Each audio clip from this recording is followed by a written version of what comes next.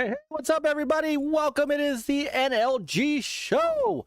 And hang on just a second, because as I was running the intro, Chris said, I'm on. So let me get him in here real quick. It's not the same without him. So we tell him. How do I add? Here we go. Oh, I'm in this new call. Yeah, I know. All right, here we go. It's just Skype did an update, and now I can't find half the shit I could find before. So.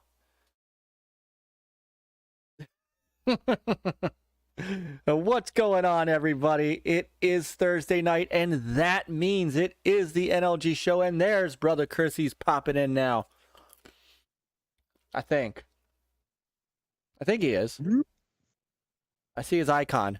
We see his Skype-isness. Whatever that means. His dial-up connection is just about ready. Just about. What? What's going on, man? ¿Qué pasa? What's up, gentlemen? No. Now you don't get to forget what night we're on and then tell me we need a shorter intro. So, is your camera on? I cannot see you. Yeah. Yeah, his camera is on. Is it? Yeah. I can see the big S for sexy beast. Stupid Skype. Oh my gosh. All right, hold on. Let me do this. Here. Newf. How you doing, brother? Back here. Fastback. What's going on, brother? Good to see you. Turn off the new call screen beta. There we go. Yeah, I turned that one off too. You know what? Like, Skype is. They like to do this crap where they just change things up, and then they ruin it for us. So, what's going on, boys? Look who we got in the house tonight. He can't escape without one final appearance here on the NLG show. It is our brother, one of the greats. It's kind of bittersweet to have him tonight, Mr. Nukem. What's up, brother? Boom, boom, kaboom in the house. Boom, boom, kaboom. Yes, it's Newf in the room. Yes, second to final podcast that you will see me for a very long time, and you can mark my words on that. I know there's some doubters out there, but I wouldn't have gone to this depth that I've done if I wasn't serious about it. So, yeah, it is sad. But it's not the end of the road. It's not the end of the road, and it's not the last you're going to see or hear of Newf Nukem. It's just going to be an extended break, and hopefully when I come back, you know, I'm better than ever, and maybe a few improvements along the way. So we'll see what happens. But for now, just going to take an extended break, and I'm honored to be here with three people that I consider extremely great podcasters, but also friends. And absolutely, I'm honored to be here. So thank you guys for having me. Yeah, appreciate that. Yeah, likewise, man. Yeah, it is a sad time. I mean, we had just, it's like, I had to think to myself, the Gamers United Guild destroys podcasts. It's like you just joined, and then they're like, well, guys, I'm sorry, I'm retiring. I'm like, oh, what did we do? What did we do? It's just bad timing. Obviously a lot changed within the few weeks or months or whatever it's been since you invited me in, but it is what it is. Oh, and look, life takes over, and you got to do, look, Magg's not the same way, man. MAGG was a staple on Gaming After Dark, and his life changed, and he had to go. So, but we are, I have to say we are blessed and privileged that, we get you one more time, right? We get you one more time. Yeah, his decision was more professional. Mine is more personal. So it's okay. Yeah, but either which way, they both add up to the same thing. Both of us have kind of stepped away from some of our roles and duties to a certain degree. Yeah. So, and when you do come back, we'll be right here waiting for you. Oh, fantastic. Did we want to tell Titan you're the newest member of the NLG show? I just got on it. I'm a little slow. I feel under the weather, but that's a good one. Yeah, Titan, he's coming over here. He's a full-time member. Yeah, he's just pulling your leg. Yeah, leaving Gaming After Dark and moving to Thursday nights. I can hear Titan right now going up one side of me and down the other. Just, You son of a bitch! Yeah, much. Tell Titan, here you go. Just send a check to this address. All right. No. And Well, so it's kind of funny you mentioned Titan because I don't know if you caught the show on Gaming After Dark on Tuesday, but he dropped the bomb on me at the end of the show, which I had no idea because he hadn't talked to me. He didn't told me he was getting new panel members for GAD, and then right out of the blue he just goes, "Yeah, I'm adding Wise Old Gamer and Draconius, and I have nothing against either one of the guys becoming panel members." Just like, well, it would have been nice to kind of at least know in advance instead of dropping it on me in the last 5 minutes of the show. You know, you would thought you had to be replaced. he's like, you know what? He came in like Alexander Haig. I'm in charge now. Oh yeah, yeah. Well, you know, I'm you waiting guys on the were big talking balls about- here. Y'all were talking about sequels, right? And y'all were saying how sequels are normally better than the first one. So is he trying to say that Game After Dark sequel is going to be better than? Ah, Hey, the I two don't know. guys he's got are amazing guys, and No, they're they gonna are. bring a Wise whole new Old level to Gamer the is- podcast. But you know, I mean, just like most people have DM'd me, it's like the show is going to be great. People will watch it, but it definitely won't be the same. No, but what you started there, bringing a sense of humor, especially for us adult gamers, and here into the gaming community and YouTube. I mean, it's been great, and many times I'm there, because it's late for me. Yep. I'm there laying in bed, and it's quiet. The other two, my wife and daughter, they're on their phone, but I'm sitting there, and all of a sudden I just bust out laughing.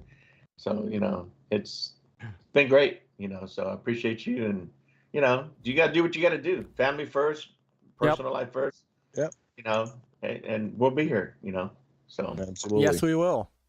Absolutely, we will. Appreciate it, guys. We're not going anywhere, and of course, when you get obviously, I'm sure Titan will get first dibs. But when you get that itch and you want to hang out, you're always welcome that's here, and exactly. you know that. Make it clear that I'll come back and do a guest spot from here and there better. over the course of the next few months. It just like I told people, I got two stipulations. When I come back, it's going to be a few months before I make any appearances, and two, I'll come back under the circumstance that one, you don't have a football team lined up for your podcast panel, right? When you got fucking 10 people on a podcast, you speak for like 2 minutes. I got better things to do with my 2 hours. It's part of the reason I want to bounce out. And the other side is I want the news to be good. Like I don't want to come in just to be chirping. I want some juice. You know what I mean? I want to come in and really add some Nukem flair to a hot topic. You know what I mean? I hear you, and it's why it's the other reason you're here tonight is to add a little let people know what they're missing. Well, I promise you, I don't think I've got any farts lined up for this show. Damn it! But you Damn. never know. Oh. If Well- the camera goes off during the podcast, you never know what's coming. Or if it shakes rapidly while it. Yeah, exactly. No. No. That's become Peter. a Nukem staple. Yeah, no kidding. Peter, Chris, what's going on, guys? Well, it's Thursday, time for show, is. and with Newf on that, I mean, fantastic. Yeah, well, we'll miss your seeing your regular shows with you on it, but glad glad you're in here. Going out with a bang as a guest. It's awesome. Right. Absolutely. Masshole says no farts. I'm out. oh, it's mass. Oh, what's going Yes. We got From the we guy got who calls himself Masshole, that's rather fitting. on? Yeah. So, sorry that we did not, for those who might have realized it, I don't know if anybody did, but we apologize for last week. Last week was kind of a last minute decision. It was just nothing to talk about. And sometimes it's good to take a week off, One of the things we're doing tonight, and I just realized it, how freaking professional I am running this show. For some reason, the topics aren't over on the right-hand side. I have no freaking clue why. So, I wonder if I could put them back, though. Hang on. See if I can put them back in there. By the way, Mike, just want to say, man, you look fantastic, dude. Congrats on thank you. the, losing the weight and stuff like that. Because if anybody knows about, weight, gaining weight, and struggling with that shit, it's definitely me. And I applaud you, man. You're looking fantastic. Thank you. I appreciate it. And it's been a year now that I started that journey down, and I feel excellent. And it's going to culminate over this weekend.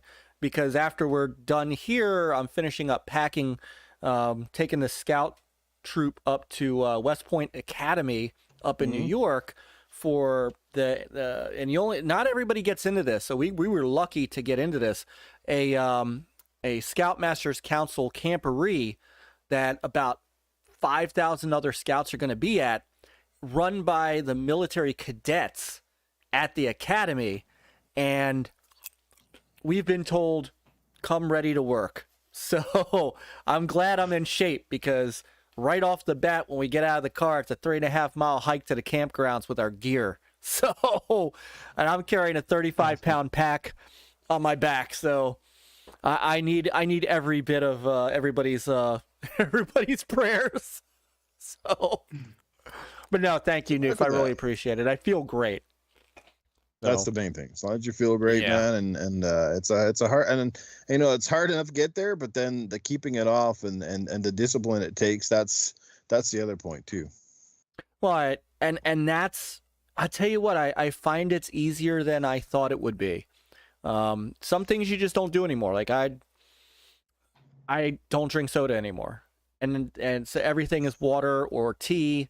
You know, yeah, not that. If you look at the back, this is the non-sugar one, but still, I don't know if it's very good for you. Oh no? Well, okay. I mean, I do a lot of sugar-free stuff. Like my sugar intake has gone way down, and that's been a big help. So, hey Peter, we got a couple of quick messages. We did. So let me scroll up a little bit. The first one from a sister, AssassinLupa. She's a member for 60 months. She said, "Let's go NLG." With a big heart. That was a pretty good impression. I could actually hear her saying that too. Yeah. We love you, Lupa. Love you, Lupa. And then brother Doggy Dog. He's a member for 8 months. He said, "We love you, Newf." We lots do. Of hearts. I think it's just fist pumping. Yes. That's great though. You know what? Fist bump, bunch of hearts, fist bump, couple hearts. Either that or he's punching you in the face because you're leaving. Yeah, it could be a little bit of both. I'm sure everybody's upset, but yeah. I think he's trying to unlock you to stay longer, and it's like left, right, up, down. Yeah, repeat that a couple times. If we put in the Konami code, Newf will stay. Yeah. Up, down, left, right, BA, start, you will stay. Right. Yeah. Oh. And, man, the chat room is hopping. Now, I want to say a great good evening to Brother Anthem Two Tails, who is first in. Brother Qeorge, who doesn't get to hang with us often because of work and life, so it's great to have him tonight. Of course, our wonderful sister Lupa. Brother Hector, the game collector. What is going on? It's 1968 Camaro, our brother from the from the retro scene. Brother Lance Jennings is in the house tonight. Brother Triple Lindy is here. Brother Jesse Darby is here. And Matt, well, Chris already, but again. Yep, so Masshole. Yep, Masshole. And our new sister, Gloria Patino. And I've been trying to, so I've been doing this thing with her. She's, I think she said Portugal is where I believe she is from. Okay. And so. Why did we think it was Argentina? I'm sorry, you're right, because it is Argentina. Oh, it is? Thank you. She's in Argentina. And so I have been cracking open the Google Translate, and it has been my mission that if she is going to come in and hang with us and be and be part of the gaming family, and she said that English is that she doesn't really speak a lot of English. I was going to try to type to her in Spanish, and that is my continued goal. Mm-hmm. So. Triple Lindy says Mike Ball's diet plan: popcorn and water. That's all right. Somebody, so this guy, Canadian Gamer, made a video shouting out our channel this week, and it was a very nice video. And he said, you know, at first he said I wanted to specifically shout out, you know, Mike Mullis. He said, I'll be honest, at first I didn't like the guy. I was watching a stream one night, and he was eating pistachios or corn nuts or something. But then he started to like hang out in our chats a little bit, and then he started to to check our stuff out, and he gave us this really nice shout out video. So yeah, I can't help it. I snack during the podcast. What can I say? It's how I keep sane. So Mike's an acquired taste. You gotta sip it more than once. that's right. That's right. This is the Myke Mullis package. This is what you get. You get me and my popcorn. It don't come with sugar anymore, but Nope. Even like the stuff that I put in my water. So I found in Country Time Lemonade, like the water enhancer, no calories. That's what I'm talking about. Yep. So, Soda Stream, right? you know, I've been thinking about a Soda Stream. I'm except I don't do a lot of diet sodas, so I'm trying to think what I would do with it. Well, you just carbonate your flavored water. That is true. That's a good point. So Yeah, at least your with flavored fizz. water will have that, because that's what some people crave when it comes to pop. It's that is that fizz bit that of carb, when it slides in the back of your throat, it's like That's a good point. You're right. It's more than just the sugar. That's something, because my wife even switched over. Like, she switched drinks from pop too, and that's what she kept saying. Like, she's been drinking that, that one. I guess you got in the States that bubbly. Oh yeah, Yeah. Buble. Bubbly or buble or whatever they want to call it, like a Yeah. bubbly that's on the commercial. Like, she's been drinking that, and it's fizzy, but the only thing that was that it just oh man, it tastes like piss water to me. This is gross.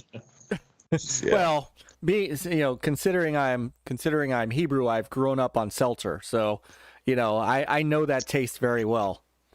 So, see, Lupa's Alka-Seltzer? got. Yeah. There you go. Lupa's got it right. Make your wine fizzy. It's great, brother Myke. So, I've done that this week. I've done the wine bit this week. And by the way, for everybody in the chat, our great friends, I hope you had a wonderful Easter. I hope you are having Masshole. I hope you are having a wonderful Passover. It is the last night of Passover. Tomorrow night I can get back to eating bread. And for those who are celebrating Ramadan Mubarak, to you guys, for those who are celebrating Ramadan till the end of the month, it is the month of holidays. It's the month where Charlton Heston comes down and graces us on ABC for 4 hours. This is so. Well, hey, what's going on, Brian Baker? So, all right. So for the topics are missing, so we'll just make them up as we go along. So, I wanted to find out. So, what have you guys been playing? So, Newf, what have you been? Have you had a chance? Have you had a time to play? Man, that's just the thing. I haven't been playing a whole lot. I've literally, the last few times I've been playing games over the last couple of weeks, it's been pretty much a mixed match of two different games. I've been playing Horizon Forbidden West, and then I've been going back and forth to the Mass Effect trilogy, which I never finished. I finally wrapped up game number 2. I'd beaten Mass Effect 2 back on the PS3 and stuff, but I hadn't beaten it on the new one, and I went back and did a lot of missions that I never did before because I couldn't remember half of them. I was like, wow, this is cool. I don't remember playing these. I must have skipped a lot. So I finally finished 2. Now I'm working on number 3 in the trilogy there on the the remastered edition. And like I said, Horizon Forbidden West, which is an absolutely huge game. Like, it's almost daunting. It's like, oh, but that's pretty much it for the most part. All right. Nice. And Peter's got a lot to say about Horizon Forbidden West. I mean, it's the environment is fantastic. It's just having an issue with the controls and stuff. It's like, I've never custed a game as much as Horizon Forbidden West, and I've played Elden Ring. I think the one thing they did is they overcomplicated the gameplay from the first game. They made a lot of weapons, and a lot of them aren't really necessary. I think they made the weapon wheel and a lot of stuff just it's over convoluted at this point, and it's just kind of like, you could have done with half of that and just simplified it. You don't need 40 different types of bows in a game. It's a bow. You know what I mean? Yeah. And what you said, the weapon wheel is like, how many times have you tried to select something and you thought you had a weapon equipped and you fire it and it's like, damn it, Wrong Yeah, one. it's the little Like, ball one comes out and goes 3 feet in front of you. Like, that's great, thank you. And then, and does it have any kind of loadouts, like different loadouts you can go to? No, you can't really select the low. Again, you pick what weapons you want within that wheel, and you can only have so many. And then there's certain bows themselves that have 3 or 4 different, say, arrow types or weapons within that one weapon. You know what I mean? Like different ammo. Yeah. So like that convolutes the weapon wheel. Like it was bad in the first game, but it's really really crazy in this one. And it controls, like in the arena, you have to do certain certain fighting sequences, and there's like one that I can't get past because it's like so inaccurate, or I just basically it's like LB, but between the first LB and the second one is like it says pause, and I've never been able to consistently pull it off. So yeah, those the melee moves can be tricky. Yeah, it's pissed me off so much at that point. It's like I was, I finished the game, so it was just like, am I going for the platinum? It's like life's too short to F around. Yeah. Which is crazy because we both platinumed the first one. Oh yeah, I plan on platinum this one, but it's like now it becomes like work, fun's over. So maybe after they patch it, so maybe maybe my issues will be a little less severe and I'll be able to do it. But yeah, it's weird because I've never felt like this is the first time maybe the second time now that I felt like I've gotten talked out of playing a game. Like I was all ready for this game. I mean, it looks fantastic though. It does. The environments are awesome, and they should put in the game, and it would be helpful, especially for people that are getting acquainted to it. They should put in like an auto upgrade or this button where basically you can, it'll automatically pick your best weapon outsets, so you don't have to mess around. Like even if you put it in for like the newer players that just they don't understand the intricacies, so you just simplify things. Something like that would be cool. Yeah, that would. But that of course would really take out a lot of the whole, like the towns and the vendors and stuff too. That would kind of mess with that whole aesthetic, I suppose. So they do want you to try different things. They want you to get creative in the way that you take down your enemies. That's a huge part of it. So maybe if they put this in PS Plus, ain't gonna happen, not for a while. No, it's not. Yeah. we beat that horse to death. Sony knows their bread and butter. They know they're going to sell millions of copies from the game, and then when the game is pretty much on its last legs, then they might dump it in. But for the first 3 or 4 years, they're not going anywhere. No, it'll hit PC first. Exactly. Oh. Yeah, well, they I think God of War and Horizon did well over there. Mm-hmm. On Steam. Yeah, you gotta sell those games and get that extra $10 out of you too. I guess. Oh yeah.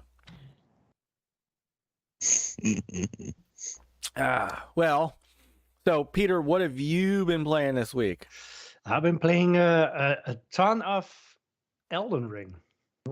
I didn't know I was like so intrigued by that game. I mean, I want a copy. I don't know if I would have bought it like day one, but I want a copy, and I really can't stop playing. The environments are so great. I mean, it's like, this is the fantastic open world. It's like initially it's like your map, you don't see anything unless you find an actual map, and it's just like, you don't have to engage any enemies. The world is so large in a bunch of different environments and stuff, and you can go underground, which it's kind of fun. Like last night I went underground, and it's like, I don't know how long, like a minute-long sequence where you see yourself going down an elevator, right? It's a little excessive, but but yeah, I mean, it's I'm having a lot of fun with that game. And also the co-op is great too. I've done that quite a bit, and then teaming up and. Explain to me the co-op, because is it co-op to where like it's basically you summon a partner, a friend, or anyone random. So basically you put down a Or basically, like your friend says, or people say, like, I'm available to help. So they put down their finger. Then you use your other symbol, basically. So at that point, you can look who's available in the world, and you basically see on the ground like a golden tile thingy. Then you go down there, and then you can look at it, and it's like, okay, hey, this is my friend, so I summon this person into my world. And once they do that, then they can help you. If you die, that connection is severed, and you have to basically redo this again, and basically you have to craft your the ability to see other people's signs. But when this other person comes in, are they? So the other person, it can be any level. I'm not sure exactly how the scaling works. I think it does some scaling, so it gets harder. So also, if you get a good player in your world and that player dies, then you're in for a Hey, look, it's a giant pot from the Game Awards. Yeah. Little pot of gold. Yeah, the giant pot.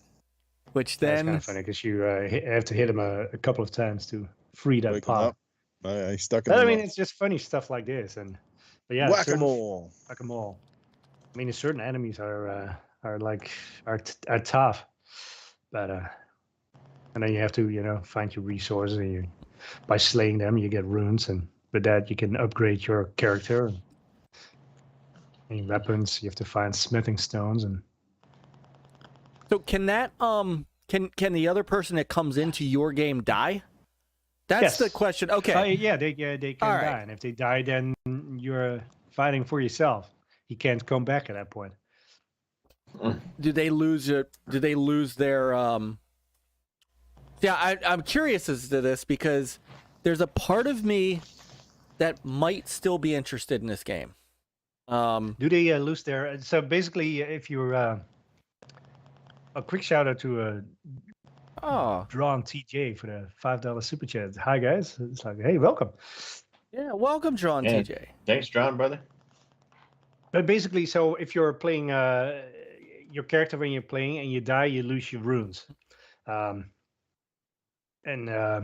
basically, wherever you die, it will plant like a bunch of kind of like sticks, and you spawn to your last known point of grace. Mm-hmm.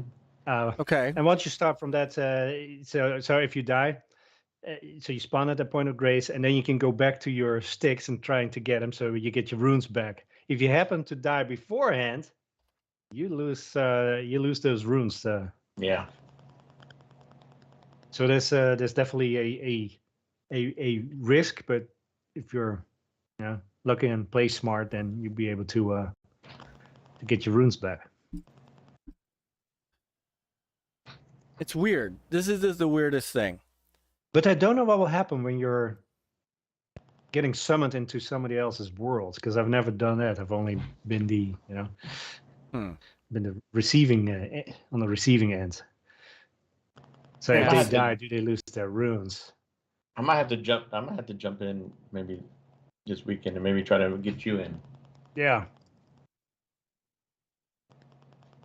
You do have codes that you can give each other so that you can get your friend you want to come join you, brother. Oh, I see. Okay. Yeah, basically you can set passwords, group password, and so basically at that point it will look at everybody.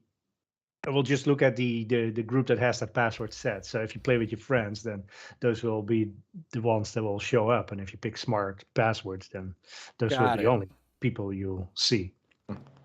But you also can get invaded at that point by rogue people. Gotcha. And Axel says if you're the helper, you don't lose rubes. You don't lose rubes. You only gain. Okay. So it's a great incentive to help. Right. This is the dichotomy of gaming. And the higher you level up, the more runes you need for the next level, the next upgrades, etc. So at that point, it's definitely worthy to help out somebody else, so you can still level up. Yeah, and I remember asking online, Peter was talking about it, and I said, "How many can be co-op?" And they said 3. Yes. But you could have a 4th. Could be an invader, right? Or is that possible? I was going to ask that. I don't know if that will be then the 4th or I don't know. Yeah. And the thing is, like, you also have NPCs, and then there are certain areas on the map where the NPC is also the invader. So you have to battle those. The first time that happened, or actually a couple of times that happened, is like, what the heck? Who's invading me? How rude. See, this is the Because if you get killed, obviously you lose your runes. So right. it kills and you this, again, and you lose it. This is the dichotomy of gaming for me. I wanted so bad to play Horizon Forbidden West, and I kind of feel like I don't want to anymore. Right after listening to you talk about it, I had no interest in Elden Ring until I hear you guys talking about it, and now I kind of want Elden Ring. And it's also so fantastic. Is like, if you like the first Horizon Forbidden West, you definitely got to play the sequel because it's better in almost every way. Okay. It's just freaking long. Yes, it is long. Yeah, and then well, it also depends maybe if you go straight. I mean, I could do long stories, or you do the side bits a little bit. I mean, if you yeah. I'm a sucker for side missions. I don't know why. Like, it just me I too. get some kind of weird ADD thing coming in. It's like, oh, Yep. I gotta get this because I keep thinking if I do this mission, I'm gonna get something cool, and that something That's cool exactly might be something that I don't want to leave out because that something cool might be something that might be very beneficial to me later in the game. Be like, yeah, you missed that little something, which could have upgraded that weapon. You know what I mean? I feel the same exact way. That is, I do all these side missions so I can level up, so that I could, so I can then, once I get to the mission, I'm like totally, He-Manned up, and I can just blow through the game. But I wait until I'm done with as many side missions as I can, so that it also so that it makes the game last longer. I mean, there is that too. You only have to watch out though, because sometimes it tells you like, hey, there's a side mission down there, but you cannot really do that till you progress more through the story. I was just about to say, you spend so much time trying to get to an area or trying to figure out how to get past it, and all of a sudden you kind of figure out, oh, this is a side mission that I have to come back to because basically I need a part or a certain device in order to get, to actually progress through that mission. Gotcha. Like I found a way all the way back up to a very, right? Sorry. I found a way all the way back up a very tall mountain, and I finally got down there, and it's like I couldn't do anything because you're supposed to find stuff, but it's not unlocked yet till you unlock another certain part, and it's like yeah, there's all those underwater things you got to get, but then you got to get the actual breathing apparatus, and that doesn't come to almost the second half of the game. Wow. Hey, what just happened said he's 150 hours into Elden Ring and haven't been invaded except NPCs. I haven't been. I don't think I've been invaded by a regular person either, which is good. What do you mean? Some idiot can drop into your game and just obliterate you? Yeah. Well, that kind of sucks. Isn't the game hard enough as it is? What the hell? Yeah, it is. Oh, he might be talking me back out. But then you can also have a bracelet. So when that happens, it signals the world like, hey, I need help. So and then you can pounce. Reminds me of the first time playing GTA Online, and you got in and you're trying to have a bit of fun, and then all these little tard nuggets would come in there and basically just shoot you for no reason. You're like, yeah, I just got that great car. You destroyed it. Thanks. See, that's how the first Watch Dogs was. The first Watch Dogs was like that.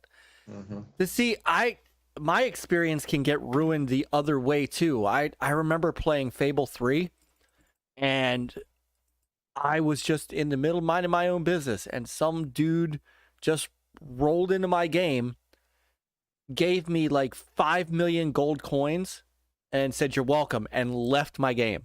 And I'm like, and I could buy whatever I wanted. I was like, it all of a sudden it meant the game meant nothing to me. So it works both ways. Don't come in a game unless you're asked. Unless you're invited. It's like Dracula. You don't come in unless you're invited. Those with Elden Ring, like everything you see, you can go to. You might not have access to because there's certain prerequisites that you need certain keys or something else. Yeah. And you can avoid any, pretty much any boss you want for quite some time. But there's some ferocious animals in the wild too. Stupid dogs. They gang up on you. Man, they've got me a couple of times. Have you gone to the beach? Yes. Yeah. Been to the beach. I've been underground. I've been into a world that's like very what do you call it? It's very like everything is just dry and red and burned and other stuff. But yeah. Okay. It's my first Souls game where I'm having fun. I've tried one of the other ones and it's like I couldn't get past the first boss, but here it's like By the way, I think one of the Slade, actually. topics you wanted to talk about tonight was the great free-to-play debate on games and the whole advertising spectrum, wasn't it? Yes, actually. It is still in our title. It is. Way to move us forward, Newf. I'm sorry. I just because I know you were saying earlier you couldn't remember what the topic was or something. No. This is what we do. We spend the first hour just kind of shooting the shit and talking to our chat and finding out what we were all doing. So that's really funny. I can This see it message now. has been brought to you by. Right. Peter's gonna send Newf a DM. So do you want to come run the NLG show, Myke? Myke? Yeah. What's that medicine the advertisement for people who help with their memory? That's when we get that. Oh right. We get that sponsor for that. That's now right. I can remember our topics. Right. Mike's in great shape, but he can't remember shit. So take a couple of pills of recall. Total recall. There you go. Total recall. Then everybody tries to kill me. Next thing you know, you end up on Mars. You're like, what the fuck? How did I get here? No, Oh, my Mars, go. Oh my goodness. Chris, do we even know what you were playing? Were you playing anything this week? Of course. What were you playing? So I decided I haven't gone back to Elder Ring. I've been playing all kinds of shit. So I decided, let me get back to Far Cry 6. And so I started tackling that. And I had tweeted out that I came upon a mission that was a crossover with Stranger Things, the popular TV series on Netflix. And so I thought that was real cool. I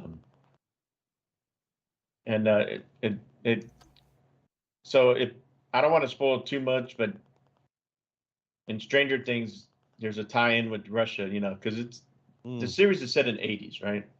Right.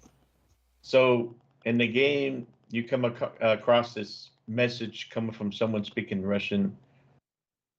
And once you follow through, going to where they want you to go, end up to a Russian bunker. And in that Russian bunker, of course, there's Russians in there and have a secret, they also have a portal to the, I forgot what they call it, Dark World or Shadow World. That's also in the TV series. So it's cool because you kind of like it. Once you get in the bunker, it starts off with the title of the screen, and it's the same title like the Stranger Things is. It's got that music coming on, and then the wording and all that, the style and everything's just like in Stranger Things. And then it says, chapter 1, and so as you progress through that mission, it pops up, You know, it tells you what chapter you're in, just like in the TV series. So it's real cool, and I'm really liking it. I didn't complete it because I was trying to get back to the bunker, and of course, you know how towards the end, sometimes they start throwing everything at you, and so I'm trying to survive so I can wait till the bunker opens up again.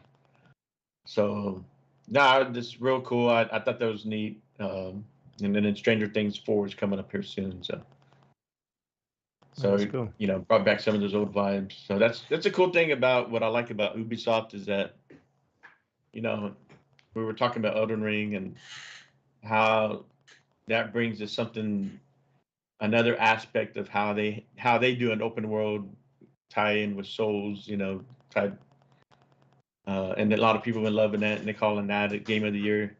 But I also, you know, love Ubisoft, how they do their open worlds where they also do crossovers, they do tie-ins, you know, like we were talking about, you know, like Wildlands, you know, they did Predator, and they did the other one with the other game, Splinter Cell character, and then the other was it Breakpoint, the other Wildlands one? Wildlands, Breakpoint. Breakpoint, where they had what's his name, Punisher, right? Yeah, the Punisher was in there. Yeah. Yeah. So you know, it's kind of cool. You know, some of these open world, they bring their own aspect to these games, and that's one thing that's good about Ubisoft. They do stuff like that. So I thought they had an Aliens one once. No, maybe not. But yeah, mainly that's what I've been playing. I have been playing a little bit of Tunic also. Oh yeah. You know, I played, and that's, you know, I was playing a little bit of that, and I get to a point where okay, I'm done. I got, you know, advanced far, but I really loving that. It's real cool, and it's definitely Zelda-like. It's a beautiful world, very colorful.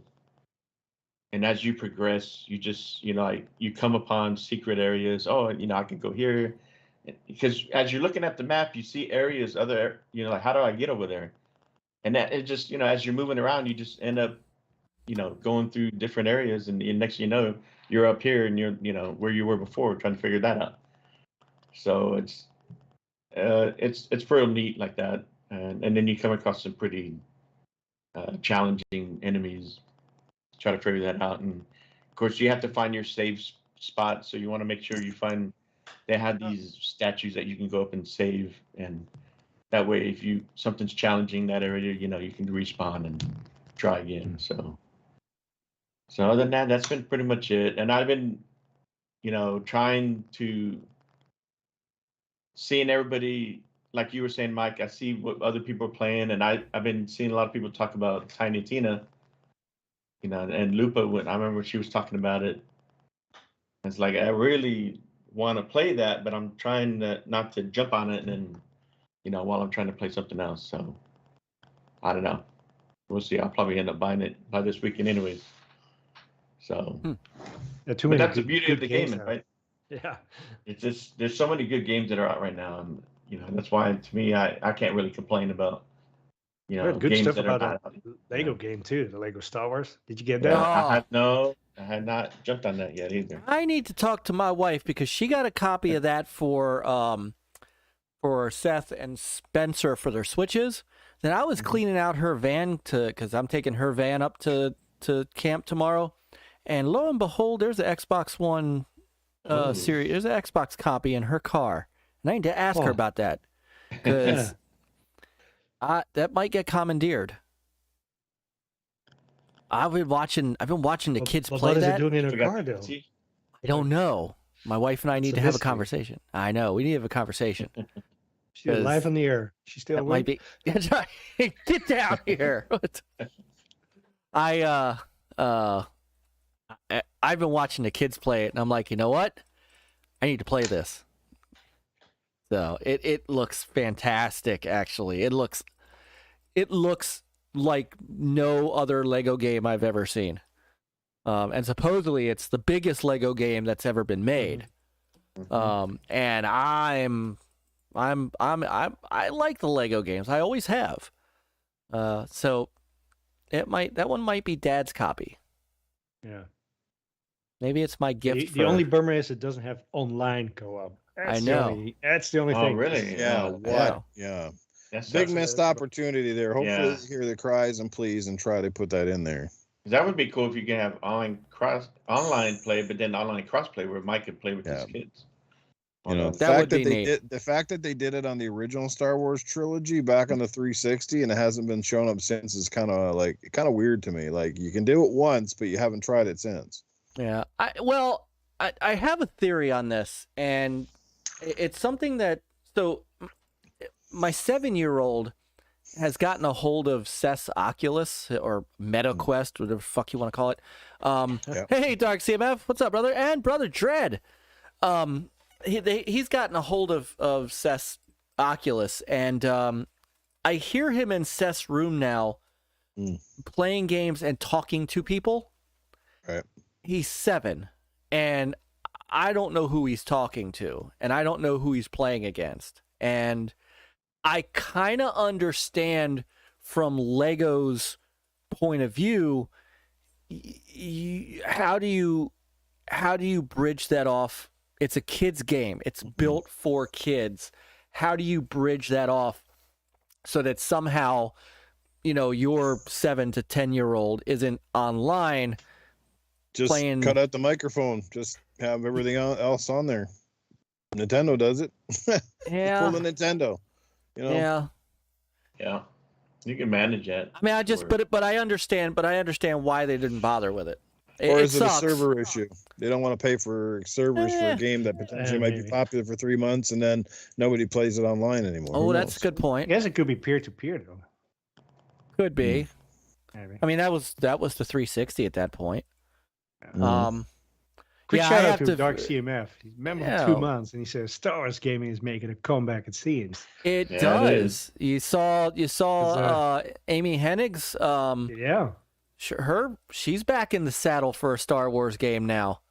Mm-hmm. How Again, many? How many is that? From the one? She was working with the EA on one. Yeah, and it might be this. What if it's It the might same be, yeah. game? What if Yeah. it's the game that she? Yeah. Could I be. wouldn't be surprised if it is. Yeah. Oh. Oh, that might be. I don't know who that is. It's either Jago or it's Daddy J. It says, "Evening, gentlemen." And I use that term lightly. So, all right. So, I did not get a ton of gaming in on the modern consoles because I spent a lot of time playing old retro stuff. Because I put out. Okay, it's Jay. I put out this month's video games monthly box with Seth, and damn, did I get some good games this month. Mortal Kombat Complete Edition on the Xbox 360, which is back compat on, or I'm sorry, yeah, I think that's 360. Back compat on the Xbox One, and it turns out that is Mortal Kombat 9 with all the DLC and stuff. And oh my god, I've been playing the crap out of that. A fantastic game. I mean, the reboot of Mortal Kombat was so good. I also got Midnight Club Los Angeles, which turns out it's not my favorite one in the Midnight Club series. But It's but funny. was I've never solid. played any of them. I love Midnight Club. Used to be a fantastic Yeah, they were series. fun. Yeah. Los Angeles it's weird when you play a racing game in 60 FPS and then you play one in 30. It's a weird feeling to go back to. So that's kind of how I felt about that. But I also got Star Wars. Speaking of Star Wars, Dark CMF, we got Star Wars Rebel Leader, which is the second Rebel Assault series on the GameCube, and I've been playing the ever-loving crap out of that. So I mean, and then last night I finally turned on the Xbox for a little while and played MLB The Show 22. And Play ball. yeah, and I will admit it is still bizarre to turn on the Xbox, fire up a game, and have the PlayStation logo pop up. Because that's part of the PlayStation Studios intro is the PlayStation logo. and they made sure to make sure you knew that game's a Sony game. I find that hilarious. It's great. And they did a bang up job. The visuals in that game are spectacular. I mean, there are times. Now I'm on a Series X. There are times watching that game that I feel like I'm watching it on TV. It's that pristine looking. The controls are a little weird. I've been picking some different. You could pick like all kinds of different batting, pitching, fielding, and there's multiple. It's neat how customizable your experience can be. But is it different from 21? Or I think it's a little different than 21.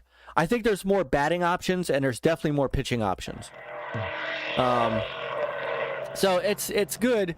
I'm going to dip into it some more, play a little bit more. I like it. It's just you have to make a commitment to play an MLB game, because unless you're going to just play, an exhibition game here and there, if you really want to try to play through the franchise or go through the road to the show or anything like that, you have to put, Elden Ring style time into it. And I just don't know if I have that.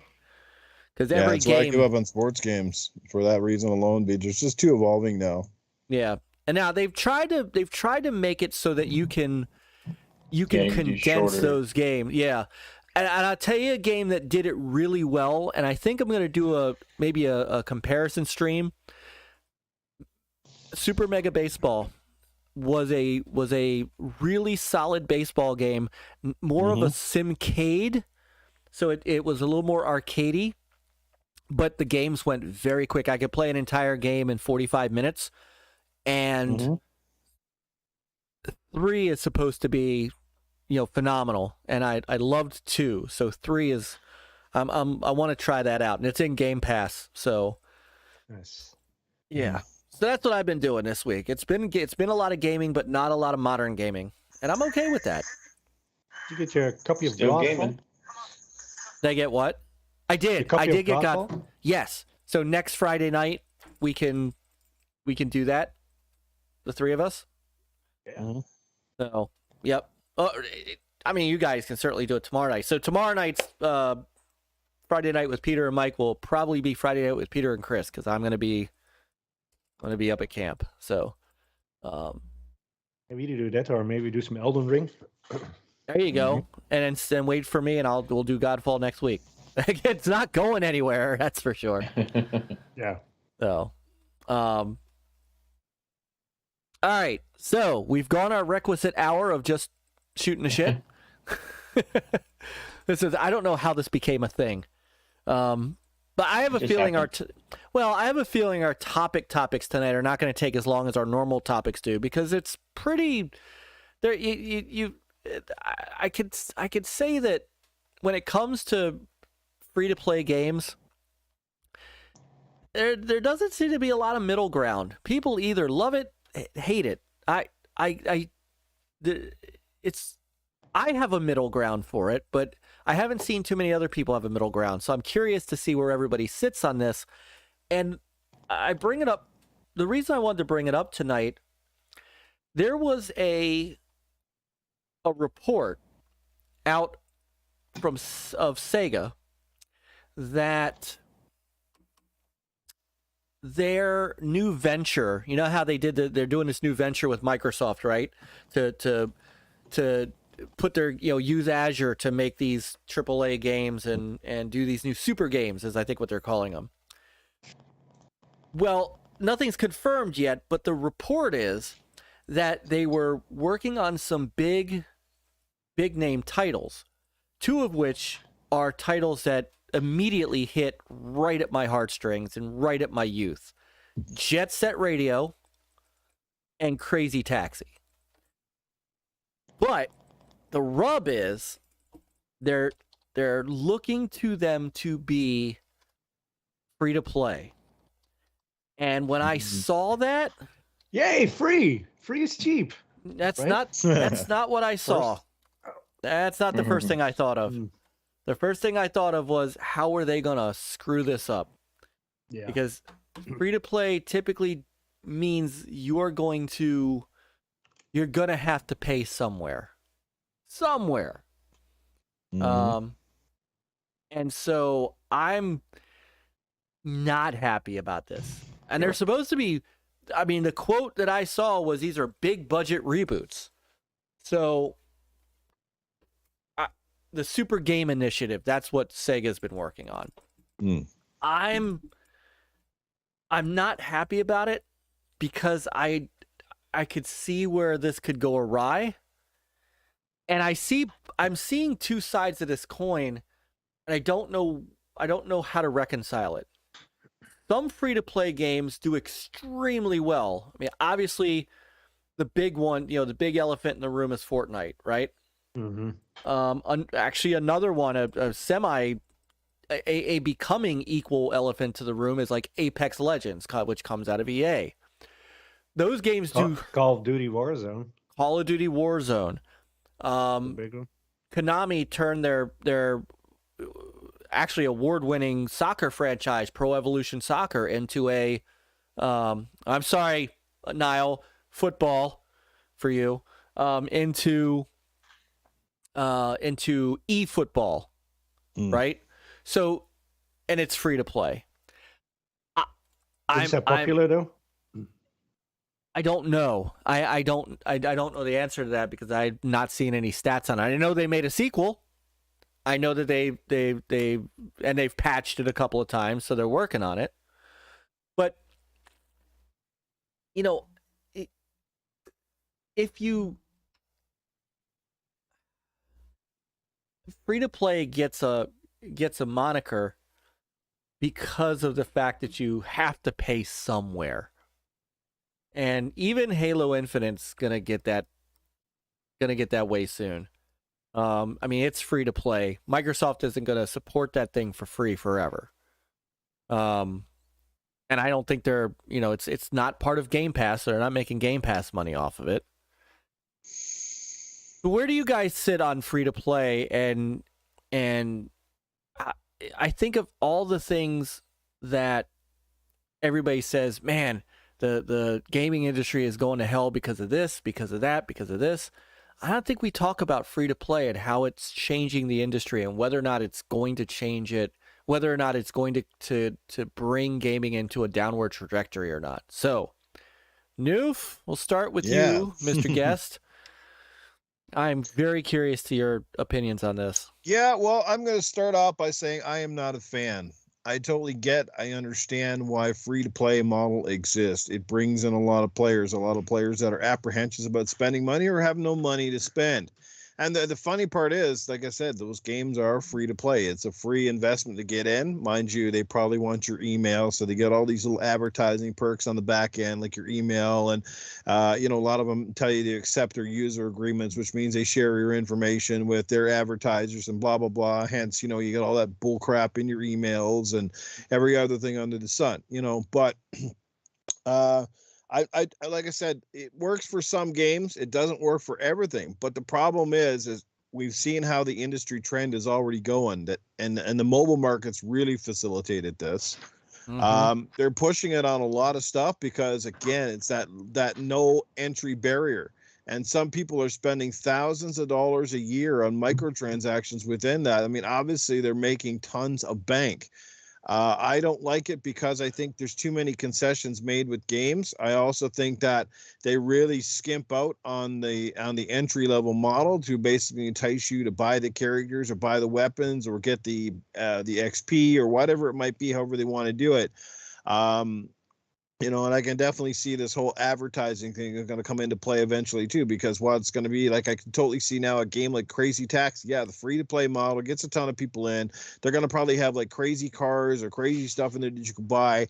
And eventually what I can see is like billboards as you're going by to like, KFC and McDonald's and Coca-Cola and all these guys will be inside the game. They'll be making a ton of money within the game itself. Perhaps they might even have it where, in between the levels is these big 30-second advertisements. I said that on Twitter. I was like, throwing up in my mouth as I typed it. Yeah, I can see either or. I mean, at least the in-game billboards are non-obtrusive. Like we see that in sports games all the time, where you got ads on the boards or Racing you know, games. ads on the racing games all the time. There's brands inside, but they don't interrupt your joy of the game, and they actually add because it gives the authenticity to a game. You know, it's pretty cool when you're doing a racing game. You're seeing Goodyear tires or something like that. It makes it authentic. But like I said, they are going to start testing the boundaries. They are going to start doing a lot of different things where I think the average gamer is probably not really going to care, because I think a lot of the people that really gravitate to these kind of games, they don't really care that much. I think they'll swallow it hook, line, and sinker. But for us older crowd, you know, and again, if you're paying subscription fees, there should be no room for ads. If you're paying a fee, that's the whole part of the reason you pay a fee, or that's the whole reason you're paying your $80. I think, again, every game should have that option. I think that's how they need to do it, is that every game that comes out should be the free-to-play model, where you choose to accept the ads inside the game, and it should have the paid-for model, where you pay your $15.99 or $24.99 or whatever it is, and then boom, you got the game, and then you have none of that crap. That way, it could work for both companies, beneficial. But that's where I see it. It is a matter of time. Free-to-play is here to stay. I hate to say it. But with the biggest games like Fortnite now and Call of Duty jumping on board with the Warzone, it's not going anywhere. It's only going to get worse, and it's leading the trend down a dark path where we're just starting to see less quality in gaming. We're starting to see with companies getting away with the bare minimum now, because they basically hash out half-ass games, half-ass product. They leave a lot of content on the cutting room floor because they know that, hey, they space it out, like all the seasonal content, even season it out, spread it out. People will bite in. They'll keep you, and that's what they're going to do to try to keep you invested in that marketplace. And it's definitely something that I'm not a fan of. I never will be. And where they can stick it. You are gonna miss this man. I'm just telling you, you are gonna miss this man. Oh, what's up, brother? Brother Mav is in the house. But also, can you imagine, like, you're driving your taxi and you're like, 10 seconds too short. Oh, wait, you can buy this token. Oh, my God, yeah. How about that? You gotta pay to get on a toll road. Yeah, well, who knows, Shorter route, extra nitro. You want nitrous? Yes, you can. That would be a mistake if they do that mobile, like, free-to-play crap like that on consoles. But here's the thing, like, even like a mobile games, right, or and mobile programs, it's like, you have an entry one that's free, or you can pay to remove the ads. So right, maybe that's will go what Newf was saying, like maybe he is, you pay your $20 whatever, and then your game will be ad free or without all the free to play headaches that might be around. That's a win-win scenario for me. Is at least choice. Yeah. But if you're forced in, that's a no-go. Well, so, and go ahead, Chris. Well, I was gonna say, Call of Duty, they have Warzone. It's free to play, right? Mm-hmm. So, I don't play it. So, is there any kind of in-game ads or anything to worry about towards? Feels like you have to pay for anything, or no? They just have a bunch of stuff within the game. Again, your skins and your colored weapons and all that junk that people are buying into. Which is kind of like with the Halo Infinite free to play, right? Yeah. Yeah. It's play to win that I'm afraid of. Mm-hmm. It's funny that you mention like Coca-Cola and KFC and Crazy Taxi, because you know as well as I do, Newf, in the original Crazy Taxi, that's right, those were real places that you drove to in the game. I mean, you bought the game and they had the most free advertising, because somebody would get in the taxi and go, take me to KFC, and you would actually drive to a real KFC. Project Gotham Racing did the same thing. Project Gotham 2 was 2 for the Xbox 360. You drove past McDonald's, Dunkin' Donuts. I mean, that kind of stuff. Billboard ads and things like that never bothered me, right? That never did. Yeah. but this thing where in order for you to progress, you can either spend, 45 hours in, grinding away at something to get to the next level, or you could pay $49.95 and get, 5,000 coins and just pay your way up. That's where I think we're getting to. We're getting on that line, right? And what I'm truly afraid of is I read these things about Crazy Taxi and Jet Set Radio. I would absolutely throw down $50 for a brand new Jet Set Radio that was fully fleshed out, fully, I don't want a Crazy Taxi where, they're just going to keep adding new locations every season. Like, hey, it's Crazy Taxi season 2. And I don't want that. I want, Crazy Taxi Jet Set Radio are coming. It's fantastic. They're going to be free to play. And I'm like, I lost almost all of my enthusiasm for it. I could right now just throw in both of those games on my Dreamcast and have an unbelievable time. And Crazy Taxi 2 I've got, Jet Set Radio is it's Jet Grind Radio in the US, but those are games that, I can't. You'll F it up. And that's what I'm afraid of. Yeah. Especially since they're talking about these being big budget reboots. If they're big budget reboots, they have to recoup their money somehow. They're not making these games for the beauty of the gaming world. All right, they're making these games free to play because they figure they're gonna get that back somewhere on the backside. And I mean, are people really gonna? They follow the model that other free to play games on console, that it's more about skins and not about pay for progression or whatever. Because remember, EA tried to pull that shit off with Battlefront 2, and they got a lot of flack for that shit. So they had to walk that back. So if any of these other companies want to try that again, they're going to get a lot of backlash in the social media, and it makes them look bad. So right, if they want to keep it, let's say, some skins or this and that, and don't be surprised if they do seasons or whatever, because like you said, they're going to spend a lot of money on this game, but they got to recoup it, because honestly, Crazy Taxi is a cool game. A lot of us that played back in the day, but how do you convince the young crowd that, hey, you need to try this game? If they make just a regular game, $60, $70, whatever, how many of those can they sell to appeal to the young kids? And unfortunately, free to play is how you reach that generation. I said on a podcast. Go ahead. Quick shout out to Dark Sea Math for that $5 super chat. Crazy Taxi ads can be easy. You'll be delivering KFC, Taco Bell, Pizza Hut. Simple enough to me. But instead of Crazy Taxi, it's going to be, crazy Uber game. Uber Eats. And Uber Eats, and you deliver your. Oh yeah. Yeah, maybe you'll pay some money to become a DoorDash or skip the dishes driver or something like that. You know. And this is where it goes. Who the hell knows? The one thing that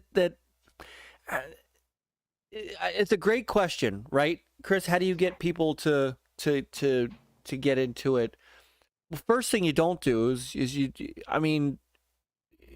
you don't charge $70 for the game. That's a good start. Yeah.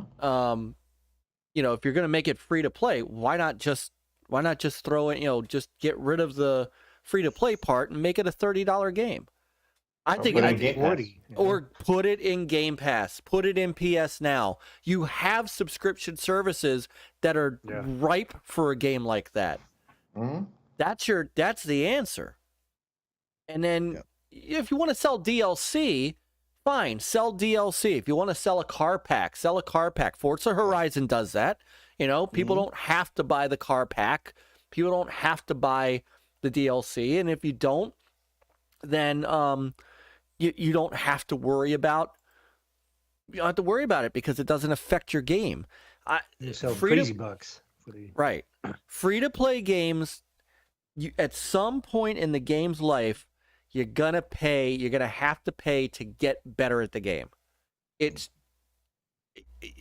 I don't know how you get around that.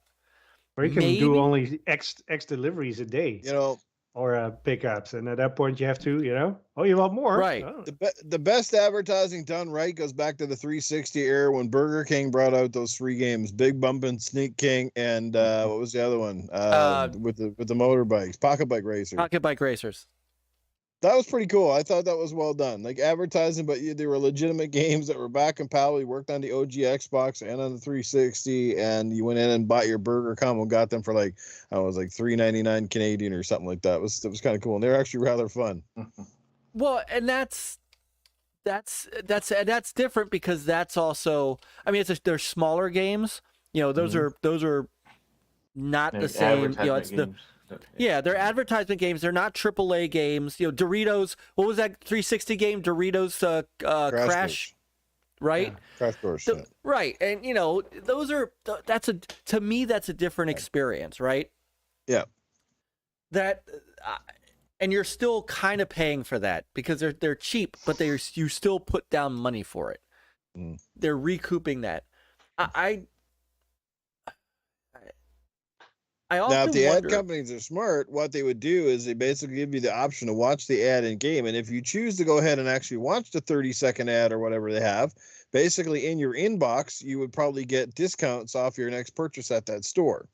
So like, your Xbox Live, you get a code, maybe come in and you take this to your local Taco Bell and, you get 15% off your next order or something. That kind of stuff would be extremely beneficial, at least for the ad people and essentially for the game players if they choose. right? Or even order a meal online and through the game. Yeah. No, wouldn't that be Ding-dong. something if you could?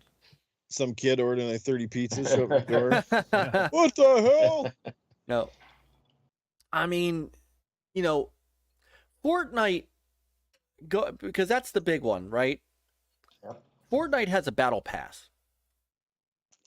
And so does Halo Infinite has a battle pass, which gives you faster leveling up, right? So you bought the battle pass, Peter, didn't you? For Halo? For Halo? Yeah, I did. So that Still gives, work on it. right. That gives you a leg up on everybody else because it's pay to progress. And those are the things that, like, I didn't buy the battle pass. I don't want to buy the battle pass. So if I don't buy the battle pass, I don't have a recourse if I want to play competitive Halo, right? I either have to buy the battle pass to keep up with everybody else that bought the battle pass, or I just simply have to grind for 3 or 4 times the amount of time as everybody else, and still get my ass kicked by people who have the battle pass because they've leveled up faster.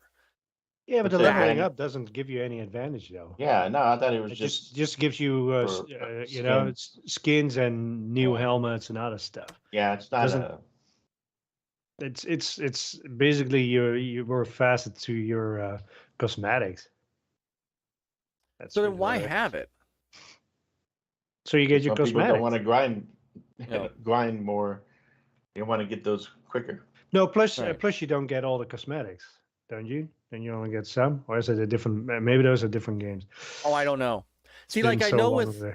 Fortnite, there's actual, harvesting tools and stuff like that you can get out of those things. Some of it is, of course, cosmetic, but some of it too is, I don't know. Look at Sea of Thieves, right? Sea of Thieves costs money. And then look at the things that they give you that you can still either grind to get or outright buy. And I'd be willing to bet the reason that Sea of Thieves still puts out a lot of that cosmetic content is because people plunk down the money to buy it. But yet they Sure. still bought the game.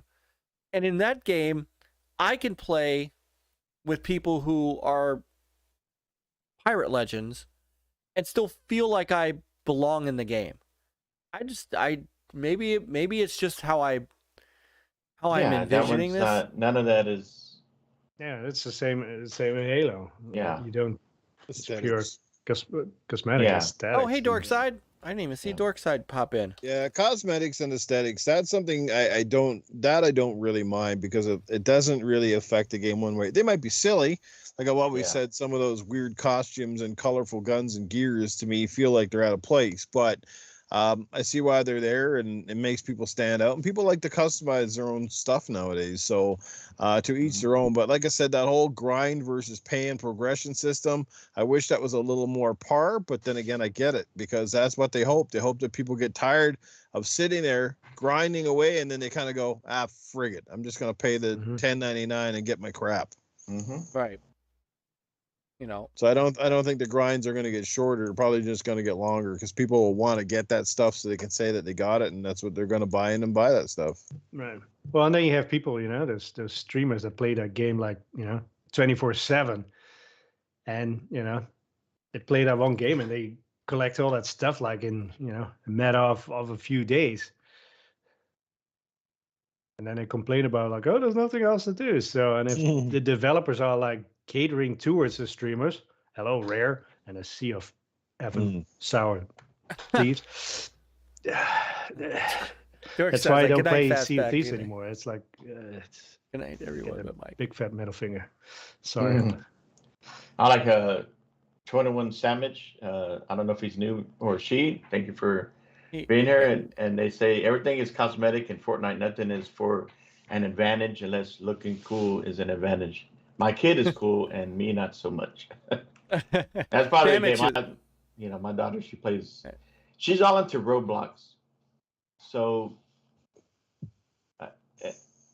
and she's always asking for what do they call it? Roblox or whatever. Yeah, so Spencer. So we use that as an advantage. About getting good grades or taking care of chores or whatever. So it's like whatever. And that's what people are doing with Fortnite, and that's what these other companies. That's what Halo wants to do. That's why they want to bring that battle royale. They want to continue bringing cosmetics, because that brings in a lot of money. You saw the money that when they were talking about, acquiring Activision. How much money was it that they made off of transactions? Wasn't it like $1 billion or so? Or oh yeah, a huge number just off of that. So these companies are going to find a way to make money off these free to play. I think Xbox would be a little bit more careful, the big companies about trying to pay for progression, but they're going to try to sell you a shitload of cosmetics. Dude, it's funny you mentioned Roblox, because the same thing with us, we're, Spencer is always asking us for Robux. And I was, this is where it gets even crazier. Not only can you buy Robux, but you can buy a subscription. You can purchase a premium subscription to get more Robux for your bucks. So not only do you have to buy the Robux, but for an extra $4.99 a month, you get 50 more a month. 50 more per month that you buy. So they get you hooked. Yeah, it's wild. It's where this world is at. Your first line of cocaine is free. Then you want to come back for more, right? And you have to pay. You have streaming services. You have subscriptions now. Yep. It's just where the world is at. Gaming, streaming, music. Well,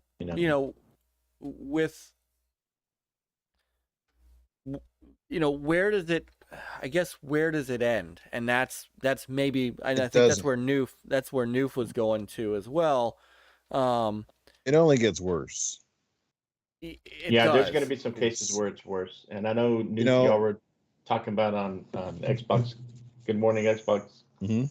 And I mean, like we've been saying here too, like y'all were saying, if it's not intrusive, if it's they put it in the game where it makes sense as far as ads or whatever, or if it's optional, then that's fine. But no one's forcing you to play it. Yeah. But Yeah, it can be done. It can be done, and you can please both, both sides of the coin here. Like I said, I think the best way to go is you have your optional ad-based version, and then you give people the choice of actually buying the full-out version. You pay them more money, but you get the content up front, and and you'll win either way, because the people that just don't like spending money on games, they're going to take the ad version. And for the hardcore people that kind of like, yeah, I could care less for the ads, I'll just pay my $25-$30 and get this thing down. Like it's kind of a win-win if they go that route. But like, that's the thing, we're just getting so many games. There's so much influx, and just by having ads doesn't mean that games are going to be successful.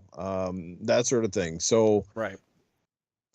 it's not a guaranteed success, because for every Roblox and Fortnite and Minecraft, there's how many copycat games out there trying to do the same thing. And I'm sorry, but the audience can only digest so much at a time.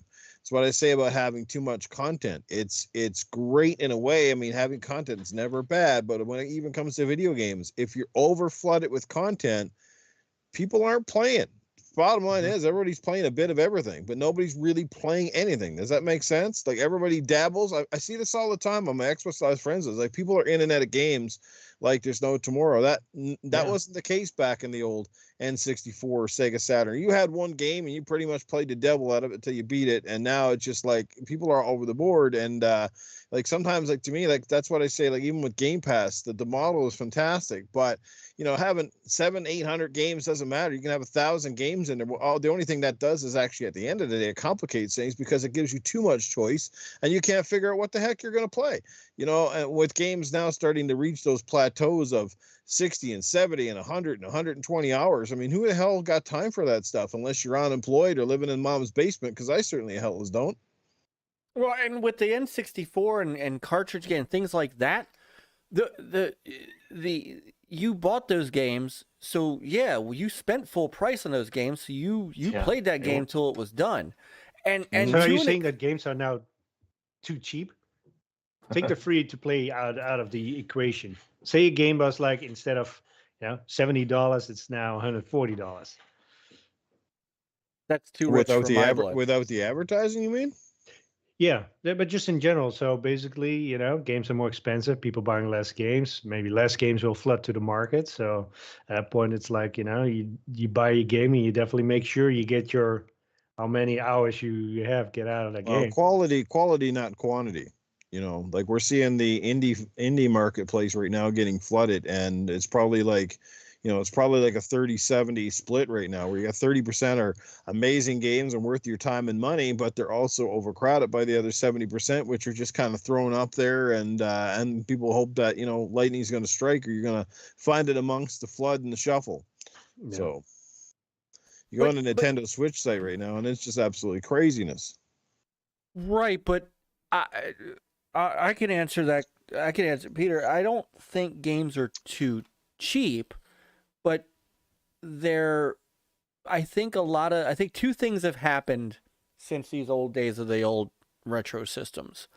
Number one, every other freaking game is a competitive shooter or battle royale game or something like that. Like your biggest games right now are what? The Halos, Apex Legends, Fortnite. Used to be Battlegrounds, till he got pushed aside by Fortnite. These are the biggest games. They're all these competitive shooter games. You didn't have all those back in the day, and they certainly weren't online. And then the other thing that happened is you because you've got all of these free to play games out there, it does flood the market a little bit. Back in those days, you didn't get a game. You didn't have 6 games come out in a month. You might have had 2, 3, and you only bought one of them because you brought it, you took it home, you played it, You played it till you couldn't play it anymore, and then you either traded it in or you bought the next game. It's weird because you might think, oh, Mike's making an argument against Game Pass. Absolutely not. I pay for Game Pass. The beauty of Game Pass is it's like going to the store. It's like going to Blockbuster, honestly. I launch into it. I'm like, what do I want to play now? But I'll play a lot of those games to their completion because also those games are full games, right? I don't play a lot of free-to-play games because I don't play games that I feel are, that have a lot of seasons and stuff. I'll play Halo here and there, but I don't play Apex Legends. I don't play Fortnite. I don't even play Rainbow Six Siege anymore, and that's a game that had seasons and you paid $60 for. I don't even play that.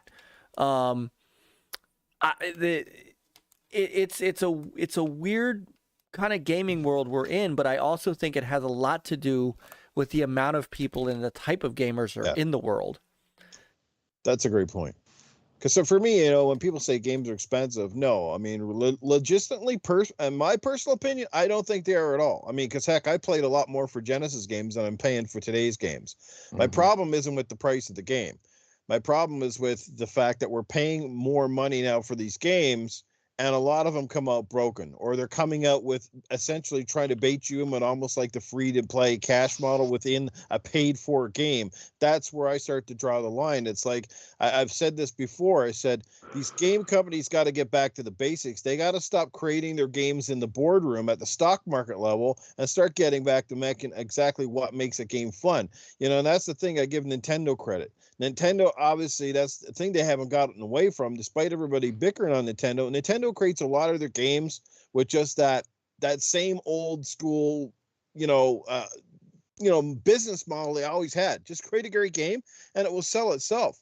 I mean, Breath of the Wild didn't need anything to sell how many billion copies. Animal Crossing's hardly got anything in it, and that game is sold like hotcakes and been played by billions. This is what I'm saying, but it looks like you look at everybody else, and who's the biggest offenders right now, right? EA's, Ubisoft's, the Activisions of the world. The biggest publishers are also the biggest offenders. It's like they're taking us all to the cleaners. And I've always said, when it comes to Star Wars, you don't need a Star Wars game to have anything in it to make money. It's going to sell like hotcakes at the gate. Star Wars could come with a big old turd in the box and people are going to buy it. We've seen that before. But if you got a great Star Wars game, that's a bonus. But I'm really hating how, like I said, like these game companies are sort of taking a lot of us for granted. They're kind of treating us like we're dumb. And they're trying to see how much they can get away with before we kind of get up against them. You know what I mean? And I think it's on call. But you're going to charge me $80, $90 you're Canadian for a game. It damn well better be complete with all the content and none of this free-to-play crap, unless you're willing to have a free-to-play model, which is half the price, and then you give people the option to buy in through ads or whatever the heck you want to do in it. There. You're going to miss this guy. Well, but and here's a great question. And you could say this about anything, but I would you guys play? Would you guys even be thinking of playing Elden Ring if it was free to play and season 2 was the next set of bosses, or you had to you had to pay money to get a higher quality weapon to kill the bosses with, or or the game wasn't as big as it is, because obviously they don't want to put millions. I don't know how many millions of dollars that they put into Elden Ring's development. Myke, I'll pay $20 for some super overpowered armor where I could just go slaughter all the bosses. Right, bring it to me, baby. There you go. Horse armor. The return of horse armor. But I mean, seriously, would you play Elden Ring if it was free to play? No. I would have tried. I would have tried it. Same thing as I tried Fortnite, and it's like, not for me. I'm out. Okay. Fair. Well, I'd rather get a free kick in the nuts than pay for one. This is true. and again, I don't consider Game Pass and PlayStation Now or PlayStation Plus to be in that same moniker. You're paying a subscription per month, for games that you're not going to play. so developers are getting the development money, for that stuff, and I'm okay with that. I just, the like Forza Horizon 5 is in Game Pass. Nobody on this earth can tell us that game is incomplete. That is, by goodness, one of the best racing games on the market today, and it's in Game Pass. So my money did go towards it. So, hey, what's up? Oh my God. Yeah, I myself, I guess besides Halo Infinite, I don't know what other free-to-play game I've played. I used to play World of Tanks. Yeah. I did a little bit of that. But again, I couldn't get anywhere in the game because I just couldn't get enough. Yeah. Couldn't grind enough to get a good tank to go up against other people who bought tanks, to play. So those are the things that I'm kind of thinking of. Yes, Outriders is getting an expansion. I did see that. Yeah, saw that. A paid expansion. Yeah. Who the hell still plays that? Yeah. I guess. I don't know. That game's got so mutilated and all this stuff, and then that's what I hate. You play a game and then, and then you start tweaking with, the mechanics, and they debuff a lot and barely buff something else. And even when it's not PvP, it's like, why? And then all of a sudden, like, stuff breaks and you can't progress anymore. And at that point, I was like, I'm out. I played that World of Sphinx. Newf. And they also have the one with warships too. World of what? Yeah. Sphinx? World of Sphinx. How about World of Slaps? World. Oh, yeah, that's what I put in the chat. World of Sphinx. Yeah. You know what? I'll give you another one, and this was one, and I was a huge fan of Dead or Alive. Yeah. Right. And then Dead or Alive went into that. Was extremely good. Yeah, and then it went into that weird free to play rotating. We're gonna give you, 2 characters, and then you're going to peck to get all the characters, and then season pass galore. And then season pass galore. And by the time you got done, and you want the story DLC, by the time you finished paying for all that, you bought the game plus. You paid more than what you would have paid for to get the whole game. Because remember, every year that season pass is like, when it's on sale, it's like $45, I think. Yeah, it was originally like $100 when it first came out. It made no sense. It was called Dead or Alive 6 Core Fighters. It didn't have the story mode, and and this game had 26 characters and only had 4 of them in the game. It was that is what I'm, and that's kind of the thing I'm afraid of. And I'm not even sure what you would do. Going back to the Sega games, like Crazy Taxi, I could maybe see how they could incorporate some free-to-play stuff in it. How do you make Jet Set Radio free-to-play? It's literally a single-player. It's literally a single-player game. It's a. I don't even know how you make it free-to-play and how you get, unless you're just going to do cosmetics for your character. I should charge you for music. Oh God, yeah. Maybe to suppress the ads on the radio that you hear.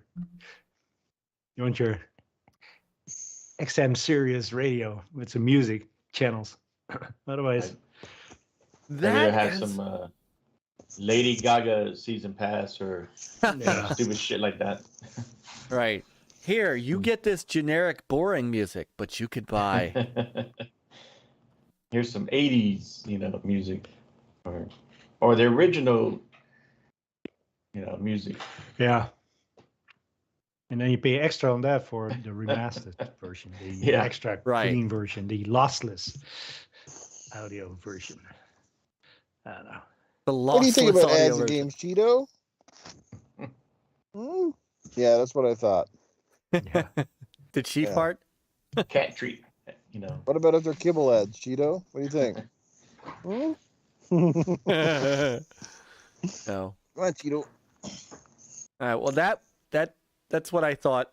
I kind of figured we'd all be in that position. And look, if you like the free to play stuff, have at it.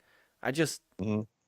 I lost my appetite for those two games based upon that. I would so pay full price for another Jet Set Radio, a new one. I mean, my big concern is, like I said, is this experimental phase where they start testing this out with some of the biggest and best franchises. You know what I mean? Like you never know anymore. Like where games will start, like something that you would have easily paid $80 for. Now all of a sudden it's like they're going to give you this game, and it's a game that you look forward to, but now it's going to be like in small chunks. Everything's going to be split up, and you're going to be waiting for the segments to come out, and you're going to wait for seasons, and it's easy enough to do it with that, because at the end of the day, it's almost like, you make a small chunk of the game. It's a smaller investment up front. You make a portion, you see if people bite. And then of course, if it's really successful, then you keep adding and adding and adding and bringing along money along the way. And you keep that product sort of alive in the long haul. It's kind of like the Telltale games. Like, when we look at those games, they weren't paid to pay or nothing like that, or ads, but like, it's that model, like where I think, their games were largely like, they tested out the episode format to see if they bite, and if people liked them enough, they continue on. And of course, their only thing was they oversaturated the market with their formula. But that's kind of what's happening with free to play. Like, we're starting to see an oversaturation, and like I said, it's eventually going to start trickling down, because when Call of Duties and Halos and everybody else are starting to give you these free to play modes, that tells you a lot about the industry we're in. And where it's kind of heading. And boy, like I said, if they do it right, it can work, but it also can go against the grain, and really they're going to pick up. That's the key. It's that whole weighing game. Is it a bigger risk to lose perhaps your hardcore audience and gain millions of new people by enticing everybody in with a free to play model and all these little perks if you pay $1.50 or $2 per like content or DLC or whatever the heck you want, or you pay up front that $80 investment and get people to bait in, the slow burn. So I don't know, man. The industry is in a weird and interesting place right now. Yeah. Well, and last question on this before we pivot. Are you? My other fear is, this is Sega. Ubisoft is doing it. EA is doing it. How long before this leads to more of their big franchises? And I'm being dead serious. What happens when the next Madden game is free to play, right? What happens when what happens when that Skull and Bones game that's never coming out from Ubisoft, or the next Assassin's Creed, right? What if the next Assassin's Creed is free to play, and it comes in seasons, and it comes in, we start getting a live this service one. Comes in chunks, yeah. Right, it comes in chunks. I mean, the other thing about free to play games that I have seen the trend on is, and you kind of alluded to it with stuff on the cutting room floor, they come incomplete because they know they just get you into it, and then they'll bring stuff. Look what's happening with Halo in Season 2, and all the stall. Your people are clamoring because they're finally getting a new map, and it's coming after only getting like 4 maps, and it's coming as a season, and they're hoping that people are going to keep playing and then keep spending money on the battle pass and all that stuff. It's that it's not just that it's free to play, but you have to sustain that. Hmm. And they're gonna make more money that way. And I feel like gaming is like the only entertainment medium that can get away with this kind of crap. Because, for example, if you went to a concert for your favorite band and they stopped playing after 40 minutes and said, we're going to charge you guys all another $5 for every song, you can only imagine the uproar. Or, you know, same thing in a movie. Like, you know, you could imagine going to a movie and then they said, yeah, you only get 40 minutes free. The rest is either going to have a choice to watch a bunch of ads or you're going to have to pay another $16 to watch the rest of it. You know, it would never fly. But I feel like games have legitimately done that and it's right under our nose. And people are just kind of like, whatever. But, you know, we used to get full, complete games one time for money. And now we're just getting these, like I said, they're holding stuff back from us right from the get-go. We know what's happening. Stuff on the disc that's locked behind paywalls and so on and so forth, and it's not a good look. And again, unless the wise gamers get up against this kind of crap, you know, the people that aren't paying attention, they're gonna basically lead us down the wrong path, and we're gonna find out in 10 years some of the stuff that we're saying now, and you're gonna be like, damn, those guys were on the money. But maybe the younger players are different. Maybe they just play something for 10 minutes and then their attention is off to the next thing. So Right. I don't know. But like free to play isn't really nothing new. I mean, you have like Counter-Strike. That's been a free to play for a long time, right? But it's CS:GO. Yeah. But Yeah. it's not at a pay for advantage or anything like that. I mean, there was one game that I did pay monthly to play Final Fantasy 11, right? And then when Star Wars: The Old Republic came out, that was a subscription, but it didn't. You know, I guess it just didn't catch on. People just didn't subscribe much, so that's free to play. So, what if Jet Set Radio had parts of the map locked behind paywalls? Right. That'd be a mistake. I mean, they need to really think hard about what free to game like Destiny. Destiny's free to play now, right? But it wasn't at the beginning. It wasn't at the beginning. Is everything still open? Can you go play the stories and all that now, even as a free to play? Nope. Or how does that work? I'm not sure. No, the base game is free to play. I think you still have to pay the expansion fees. Well, yeah, right when they come out. Because last time I played it, I still couldn't access some of those expansions that they put in there. The newer ones, yeah. Well, what's even worse, like expansions that you paid for can all of a sudden be no longer accessible. Right. Because they cut them out of the game. Mm-hmm. And look, expansions, I don't know that I pull expansions into that mix because that's a great way to make the money back that doesn't hurt the gaming experience to an extent. Like, one of the great things about getting games like Forza Horizon and Game Pass, and this just goes back to where the model could go, is I didn't pay for the game, but I paid for all the expansions. I bought the Lego expansion. I bought the Hot Wheels expansion. I bought I buy all that stuff, plus my subscription to Game Pass. So I don't mind plunking down DLC money. That's a different that's a different animal altogether. Exactly. You know, I But find. what if all of a sudden like a new update comes out and now you cannot play that first expansion? That's what my Destiny issue. Destiny has. So that's like, hey, wait a minute. Yeah, and that's a problem. That's a problem. That's a problem. All right. So, great on this. This was just I somewhat think we're all in agreement, right? We're Hey, I found another one to upgrade. You want to play in 60 frames per second or 120? Ka-ching. Oh, wow. Sorry. Oh, wow. Yeah, Easy performance upgrades behind a paywall. Yeah, that'd be fantastic. Well, Oy. isn't that what our consoles are called? Yeah. That's why we bought the consoles. We're supposed to get that out of the box. That's another thing that's pissing me off this gen. You know, with these new machines that we got here, like the fact that we're always having to pick and choose what game modes we're playing in a game. It's like, I thought these things were technically supposed to be able to do this stuff out the box. Right. Considering that the Xbox One X was pretty much able to do most of that with not even 1/4 of the, most of the tech power that these new ones have. And we were still able to get 4K 60 on a variety of Xbox One X games. It's like, what the heck? So are we getting gypped off here, or what's going on?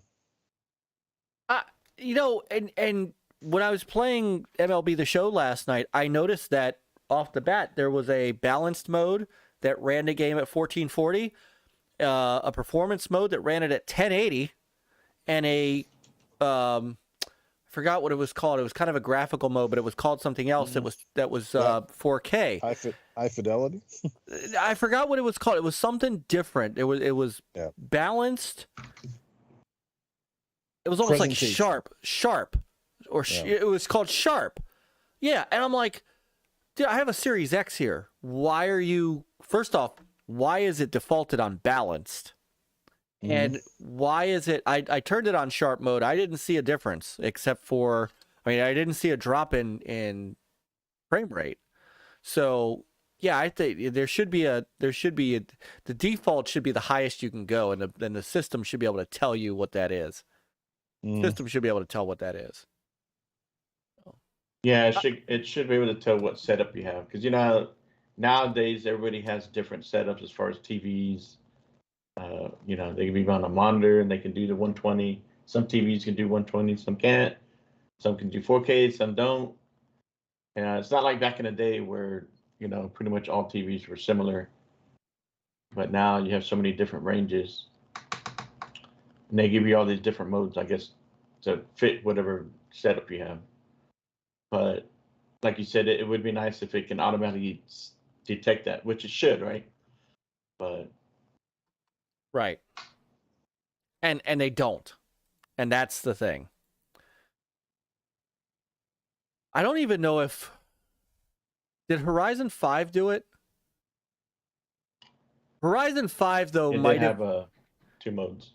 Yeah, but I think Horizon 5 automatically ran at 60 FPS if it was on a Series X in the 4K mode.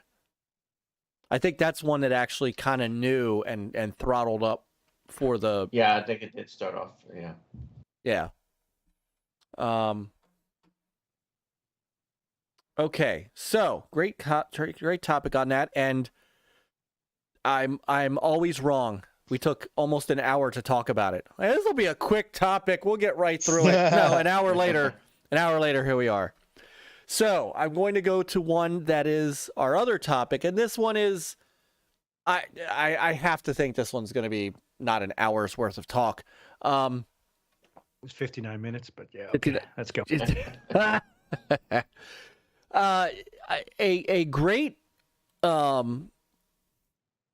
announcement out of the good people at Sega was the 100th remake of Sonic. So Sonic Origins is coming out in June, and I'm actually really excited for this, and I'm going to end up buying Sonic Origins because, well, it's basically a remake of Sonic 1, Sonic CD, Sonic 3 and Knuckles. Hold on, let me I didn't get the video in time. So give me a second. I'm going to go to their, let me pop this into They got a new trailer for it? Yeah. Well, it's the trailer that they launched it with. Yeah. One second. You heard that the next Sonic you will have to pay an extra $4.99 for him to go fast. They got different speeds. You want him to turn around? Regular Sonic, Fast Sonic, or Ultra Sonic? Go the opposite direction. Oh, Jesus. All right. So, this is going to be a freaking cool game. And I'm looking very forward to this. So this is It's a 4-game pack. So obviously Sonic 1, and it's all so Sonic CD, Sonic 2, and Sonic 3, and nice. I still to this day put Sonic CD as the best Sonic game that's out. And if you haven't played Sonic CD, it's an amazing experience. And one of the reasons that the Sega CD was such a great peripheral. Now, there have been other versions of it. You can get Sonic CD now on Xbox and PlayStation, I think Switch, for like $5. But this is totally remastered. This has, I believe, some new music in it as well, and it ties it all together with animated content.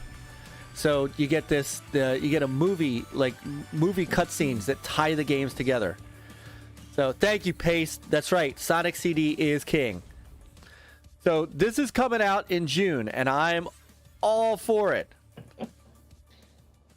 But here's what's really funny. So then it got Sega'd up.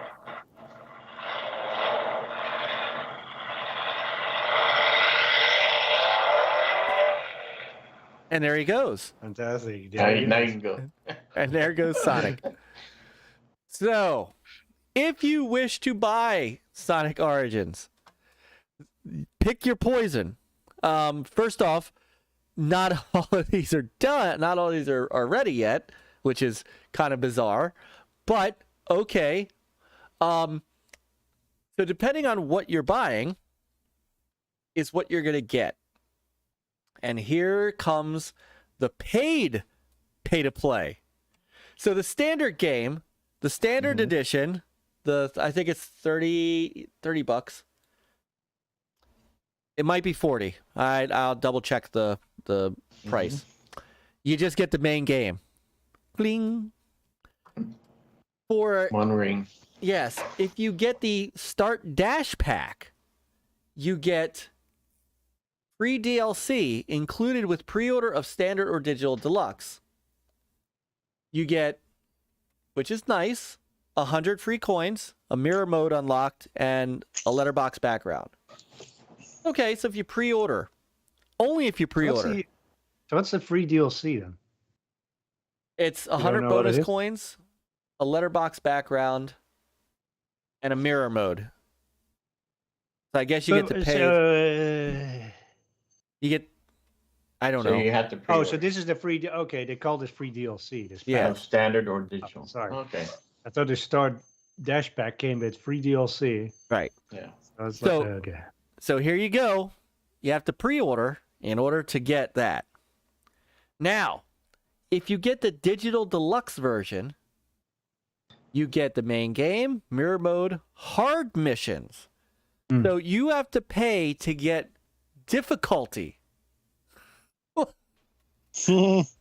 Character animation in the main menu. Seriously, you pay. Have a good day at work. Aww. Thank you. Love you. Aww, she said have a good day at work. Take them to the house all by yourself. Well, not all by myself. You're the cat. Aww. He is adorable, Chris. I just have to tell you. Yeah, she is. She knows it. Oh, I bet she does. Spencer's the same way. He knows he's all that in the bag of chips, and he has no problem letting everybody know. We were talking about girlfriends at dinner, and I'm like, wait a minute. Yeah, this is a great one while you're having dinner and you're taking a bite, and your 7-year-old goes, I'm either gonna marry X or Y, and I'm going, excuse me? Because he's got multiple girls in first grade, let me tell you. So anyway, that's DLC 1 and 2. But yeah. That's DLC 1 and 2. But you got to pre-order first. Right. And what's even funnier is my 12-year-old Seth, who is explaining to him that they're just your female friends, they're not your girlfriend. He's like, that doesn't happen until you're older. And I'm thinking, Seth,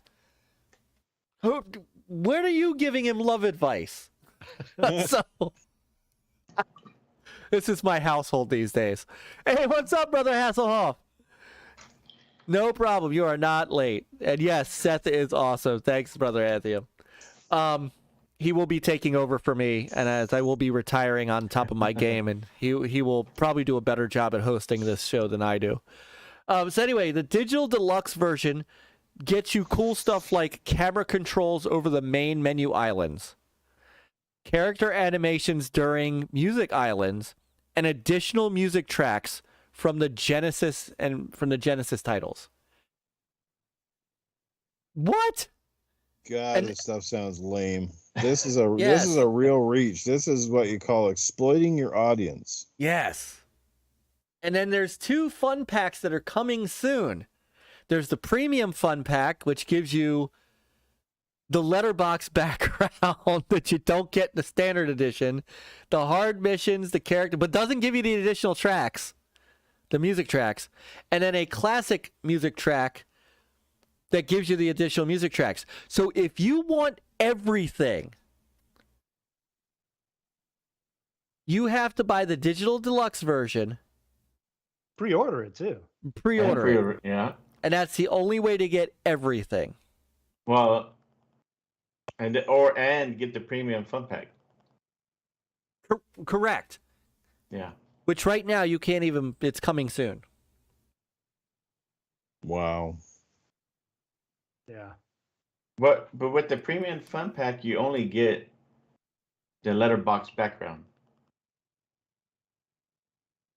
If you get the digital deluxe edition and pre-order. You need a rocket science degree to figure out what the hell you're getting with this. Should have been 2 editions, a pre-order edition and a regular edition. That's it. Bottom line. Right. Yeah. Everything is there. Right. Maybe an extra bonus for pre-order, and that's about it. That's all. Yeah, just give me really extra needed. bonus. This is confusing. Bonus points for pre-ordering. Yeah, this is confusing. And you're also talking about buying Sonic, which essentially, old, regardless of what you want to think about it, it's still old games. They're old games that looking probably a little better, but I mean, oh man. I hope they run better too. We've Yeah, seen that a remaster is like, frame rate is less good than the old build game. So the digital deluxe version is $44.99 for old games that are remastered. So say 45. Right.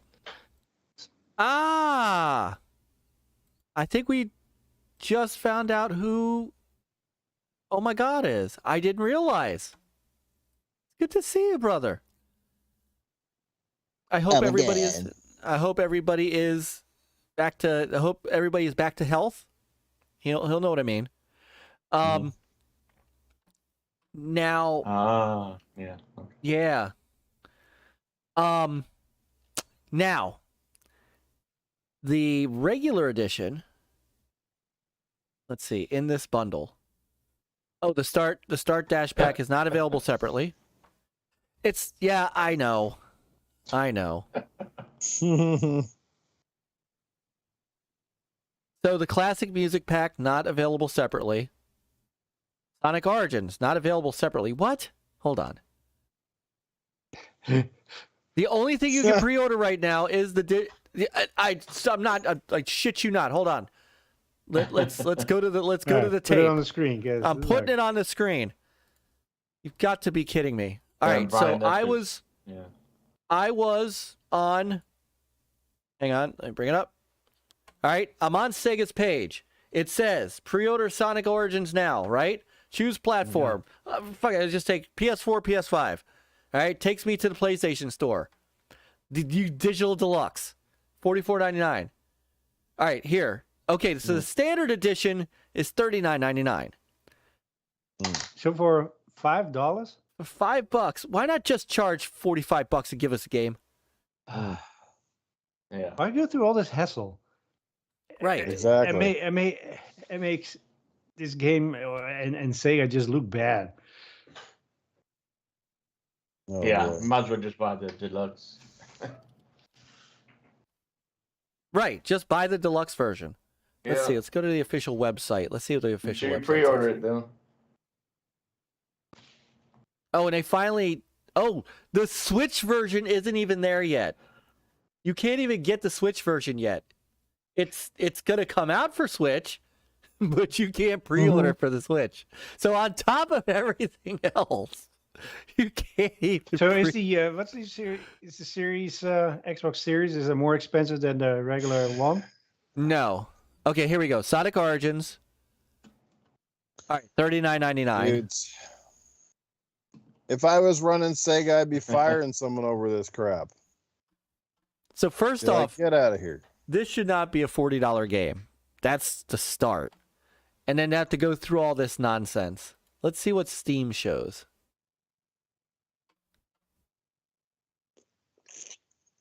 I'll stick to playing my regular versions on my whatever games I have them on.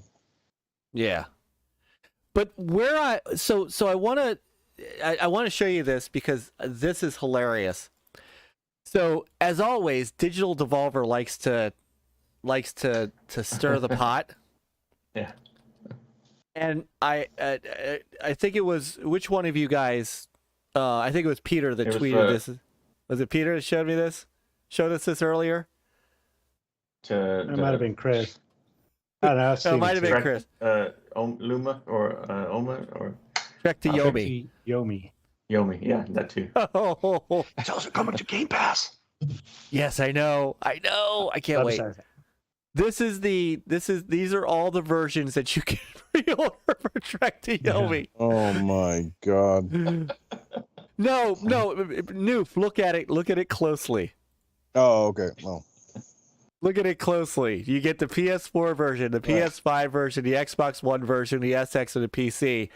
And it comes with everything. This is them poking fun. Yeah. Base game, 10% off right. every journey. Yeah, Through okay. Underworld. All the check marks Epic on every through version. Epic and back. And back is a check mark. I like how it said at the end, full credits. Full credits at the end. This is Digital Devolver at its best. Good for them. Good. I like it when people take slaps at other dumbass companies. They do. So, yes, I it's think like they were buying funny, but popcorn it's at the true. movies. Triple Lindy, it says it right. It's like buying popcorn at the movies. Pay $7 for a small bag or $7.50 for a large, and then they give you free refills. Yeah. On popcorn, and drinks. So, yeah. Yeah. Oh my boy. goodness! And then if you want butter, it's an extra 50 cents. Yeah. So I ask you this to ask you this big question. It used to be that special editions of games came with a steelbook, came with a statue, came with something that was totally tangible that you could display, put in your house, hang on your wall. Now, special edition, now everything is digital deluxe editions. Yeah. And you get nothing. Okay, you get additional music tracks from the... You really couldn't add those for the $40 you're paying for the open. You're paying $40 for remastered games, and you're getting nothing else for it. You couldn't put the music tracks in there from the original. Exactly. Yeah. You couldn't put a letterboxed background in there. Are you shitting me? This is where we're going now with special editions. Is now... Yeah. This is the This is other right thing. up there with charging for game save states. Remember that? Yes. And they were going to try to charge you for actual memory in a game to save a game. Who did that one time? Was that Sony or somebody?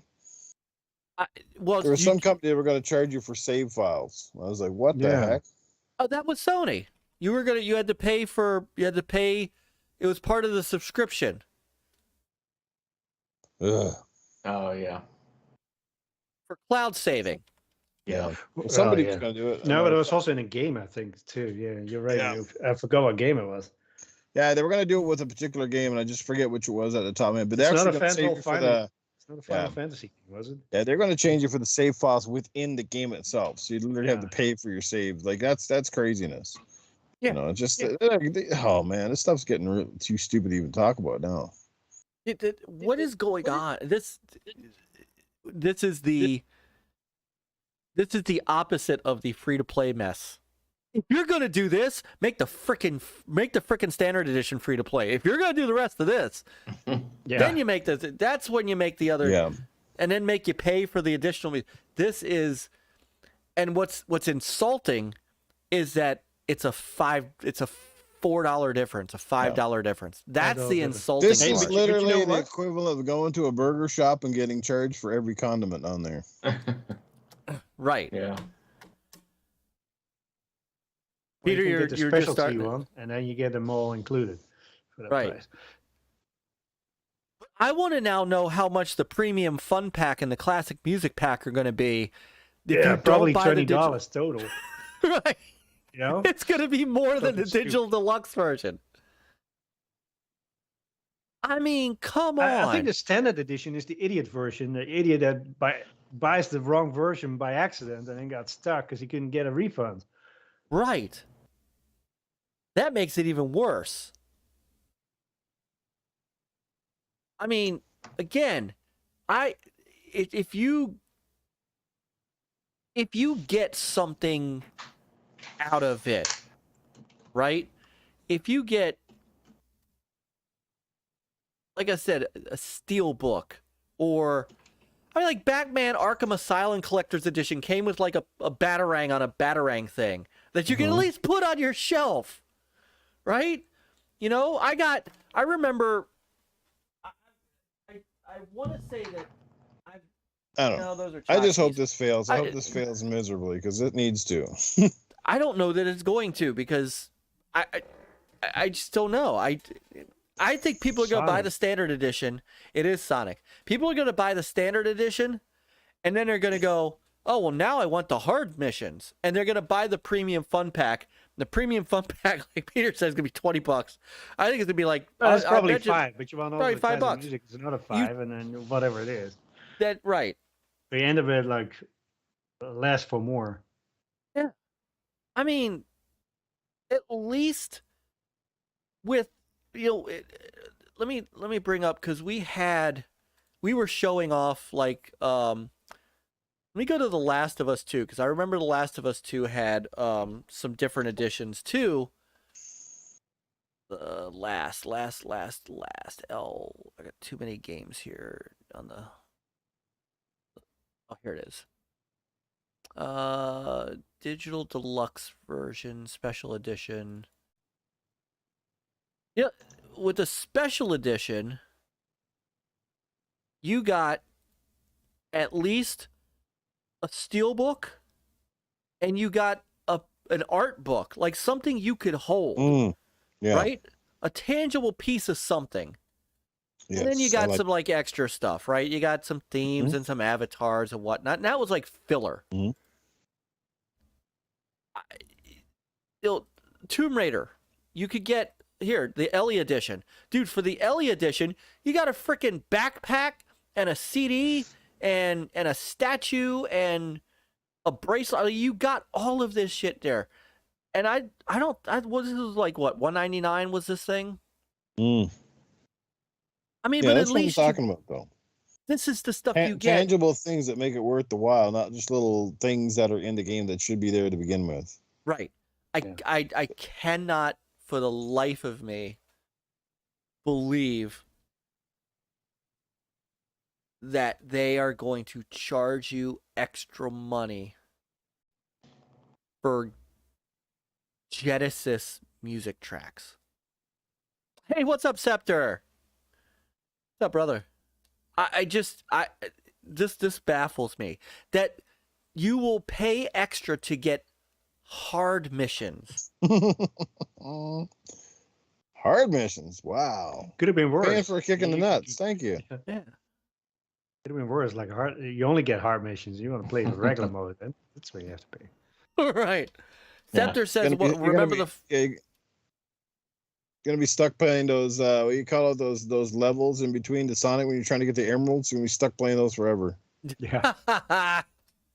I mean, this is just That's sad. This is Yeah. hubris, is what this is. This is Yeah, this bakes my waffle.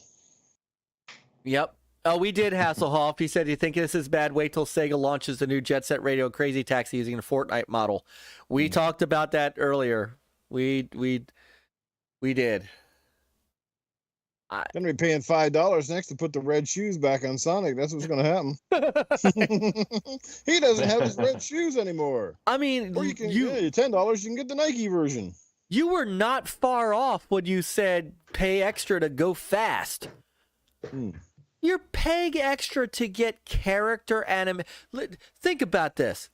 Yes. To get something totally innocuous. This is almost the free-to-play model, except you're still paying $40 to get camera controls over the main menu items. Something that is in the code.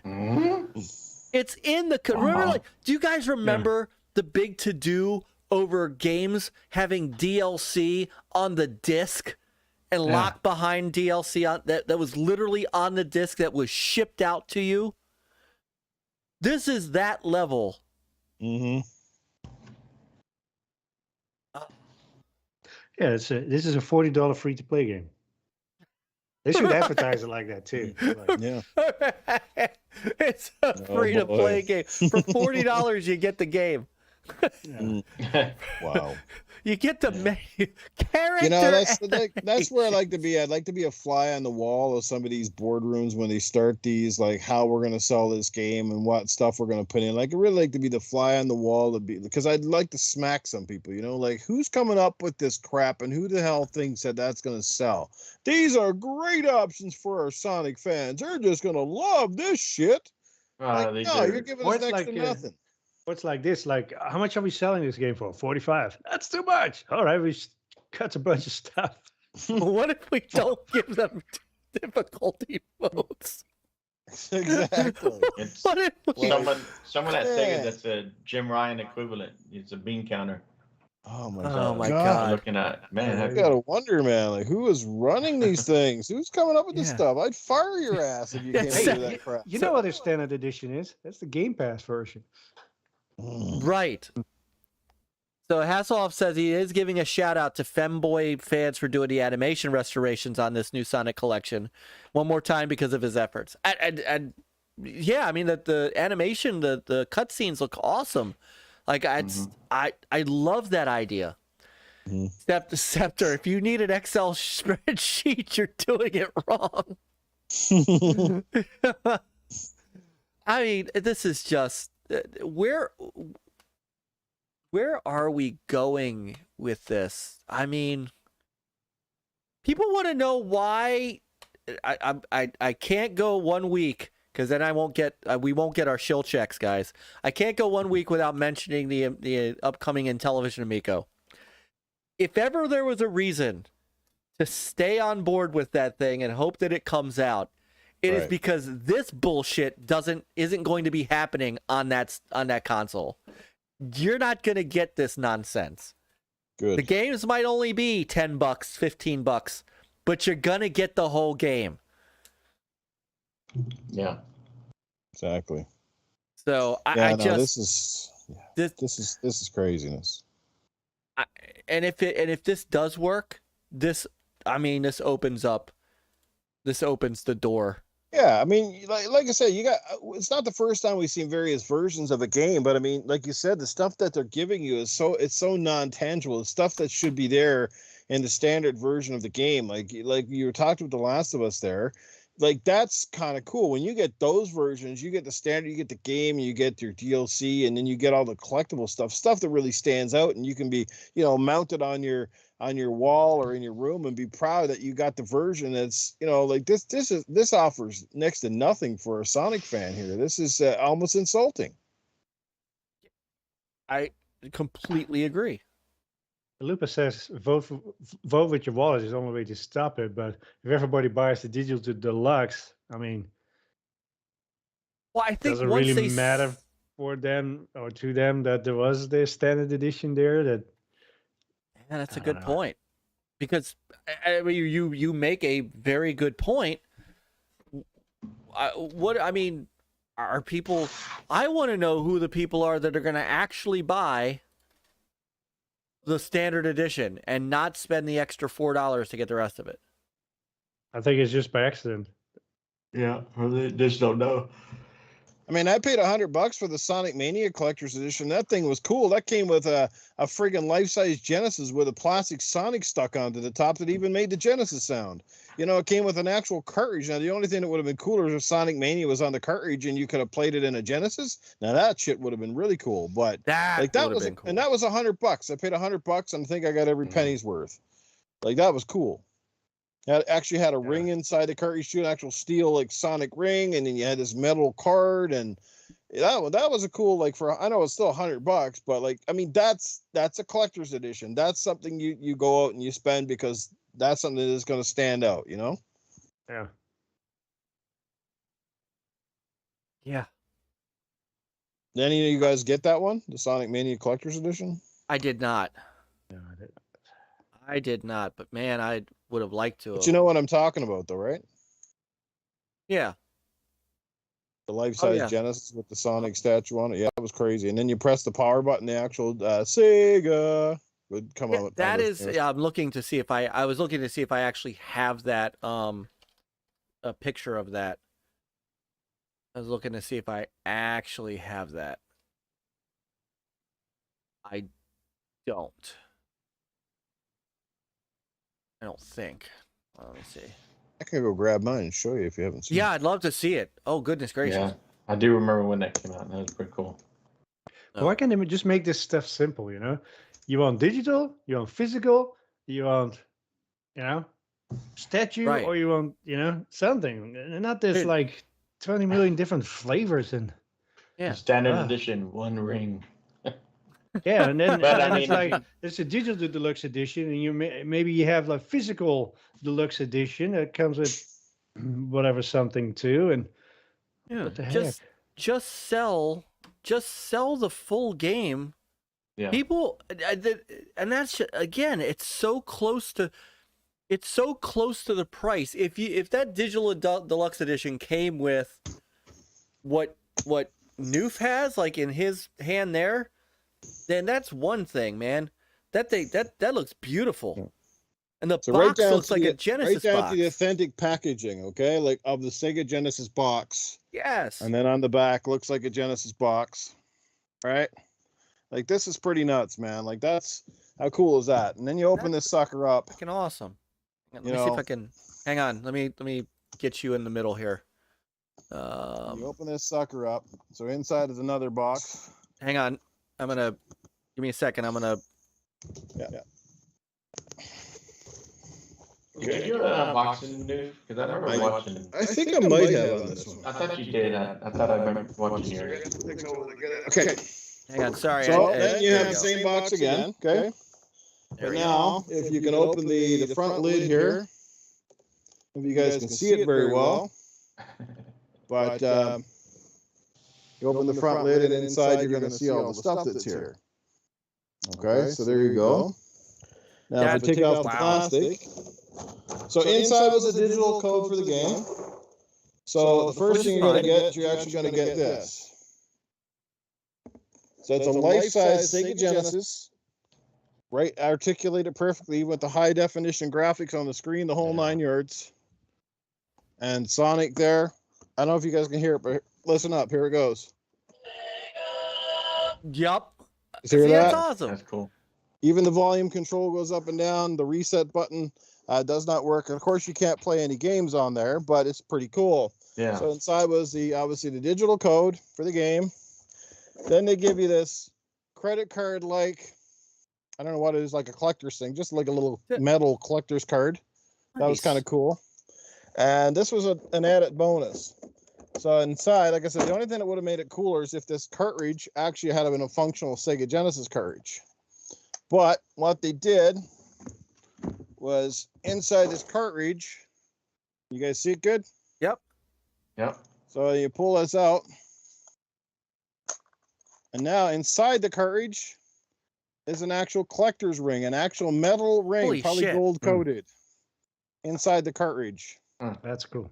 That's pretty cool, right? Now, like to me, that's the kind of stuff that I get excited for when somebody says, now there's a special edition. That's a special edition. Right? That was worth it for me. Being a big Sega and Sonic fan, that's much still was that? actually one of my coolest collector's editions ever. How much was that? It was $100 Canadian. So about $79.99, I think it was US, something like that. Oh, And my some goodness. stores still had them around. I saw like various places with the Switch and the PlayStation versions at stores, they were just not sold off. And I was shocked. I was like, man, I can't believe they're not all sold out. If I If find I ever one, come across a chance to buy another one, I will definitely do that because it'll be a great giveaway. yeah, I very much. If I can find one at a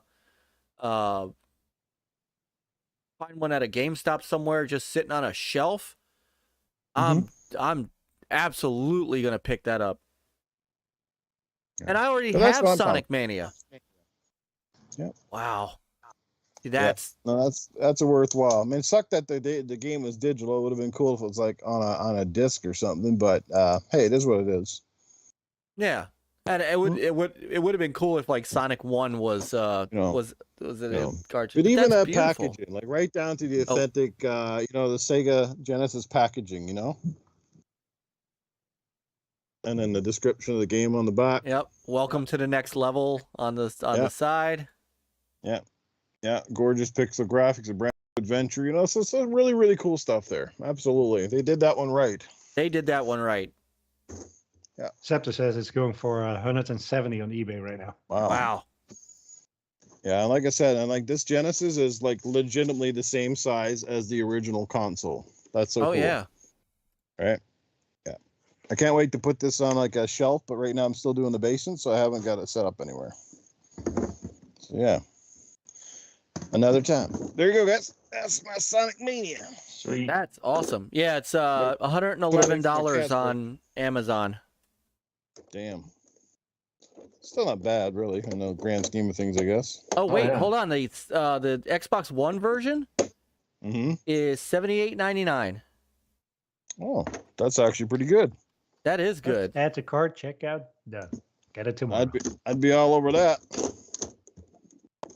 Yeah, the think the PS4 Switch- versions was the more expensive one. Yeah. Yeah, I seen more. I think more of the Xbox versions around in store than I saw of like Switch or PlayStation versions. Well, that's because Xbox owners don't understand. Some of them are stupid. Sorry. If you guys, this is, wow. Yeah, that's new, Scepter. I'll throw the link in the chat. All right. Cool, man. Oh. Well, And a great game. A new game and a great game. But it done in that old is a homage, great right? game. It is a great game. I really enjoyed Sonic Mania. Oh. The sad part is that I want to make a statement, but at the same time, $44 is not a lot. But I could play them. I mean, I can literally play all these games right now. Well, that's just it. It's $44, but most of us already have those games. To me, on the remaster, they didn't look to be that much different.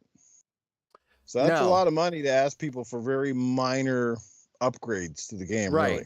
So basically, it's putting it in 4K, 60 FPS if it's not, but most Sonic games were. It did list ray tracing, which I thought was interesting on the Xbox version. But then again, like through my emulator, because I own Sonic CD, but I don't have a Sega CD, but through that and through my M Classic, it's hard pressed for me to really tell the difference. I mean, it's gonna have to be something really. I'd rather buy Sonic Generations and Sonic. What was the other one? Sonic Unleashed, which are back compat on the Xbox One Series X with a not back compat, but they're enhanced with a 60 FPS enhancement. I'd rather buy that than buy Sonic Origins.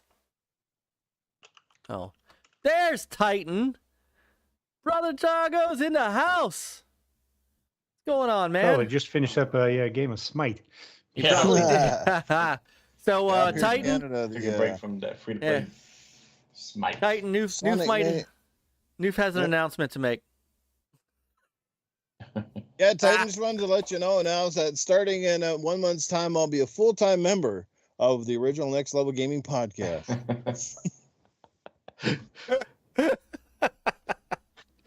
Oh my God. What's up, Brother Titan? How are you and Lady Zelda this evening? Hope you are well. You guys are due to come on the show, by the way. Both of you guys. Yes. We'll figure that out. In starting in May, I got to get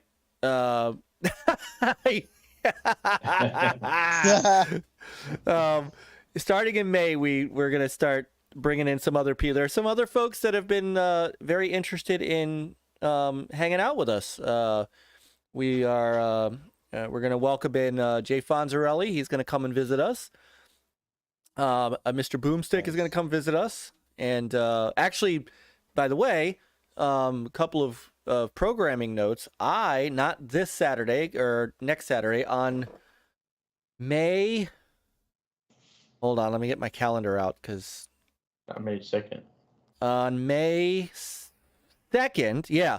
So first up, on May 2nd, I will be on Primetime Gaming with Boom and I think Crispy Bomb and the gang. And then on May 7th, I will be entering the Land of the Sauce. So Gaz invited me on to Game On Daily on the 7th, and I'm looking forward to being on with him. Gaz, I tell you what, I just as a quick aside, we had Gaz on last month. I think it was like last month, right, Peter? Yes. And it was one of the most riveting shows that we've done. One of the great things about you guys, coming on here and Newf, you too, because we try to get to know you a little bit more than what we just see on Twitter and on your own channels. We've asked you about your gaming history and things like that. We got to know Gaz, and got to see a side of Gaz that you don't see in his, and I'm saying this in such a complimentary way. I wanted to make sure everybody understands this, in a way that, like, if you just see what he does on Twitter and the sauce videos, which are awesome, there's a different guy behind that microphone that is somebody I can't wait to meet, like, in person. And we spent the last hour of our show. We went over by an hour, spending the last hour talking about religion and philosophical stuff. Kind of talking, because everybody knows I'm Jewish, he's Muslim, and together we had this conversation.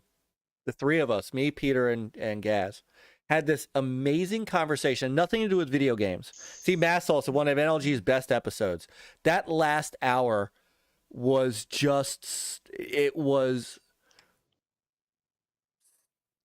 one of our memorable times, and it was just I know, Chris, you were on vacation that week, and it was we were really sorry that you weren't here, because I think you would have enjoyed that too.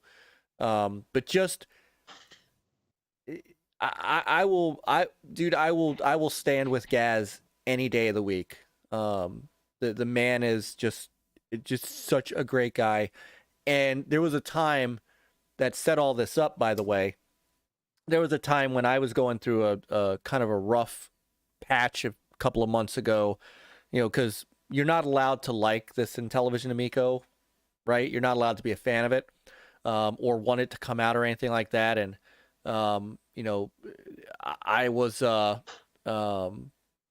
getting, like, attacked left and right, people throwing anti-Semitic shots at me on other people's channels, things like that. And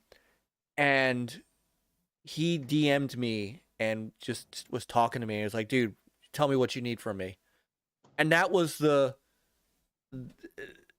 that was the first I'd gotten to know Gaz as more than just the personality that he is on YouTube and on Twitter. And like he's somebody that when he comes stateside, and he said he was going to at some point, I will figure out how to meet him. And you're like Newf, I would put you, like, if you ever came down this way, if we could ever figure out a way for us to meet, dude, you're another one. MAGG, there's so many people that are in the chat that I wish lived closer to us that we could just hang with. If anybody's close to Niagara Falls, you know, come July, you can meet up with me and Meg in Niagara Falls, Canada. Nice. That would be great. A couple of years ago when we went on vacation, that would have been a thing. Titan Trago now pays the Gamers United Guild monthly. Yeah. You have to fill out the paperwork. You have to fill out the transfer paperwork and stuff, Titan. You want to stay in our group. Yeah, Scepter, there's a dark side to this community, sadly.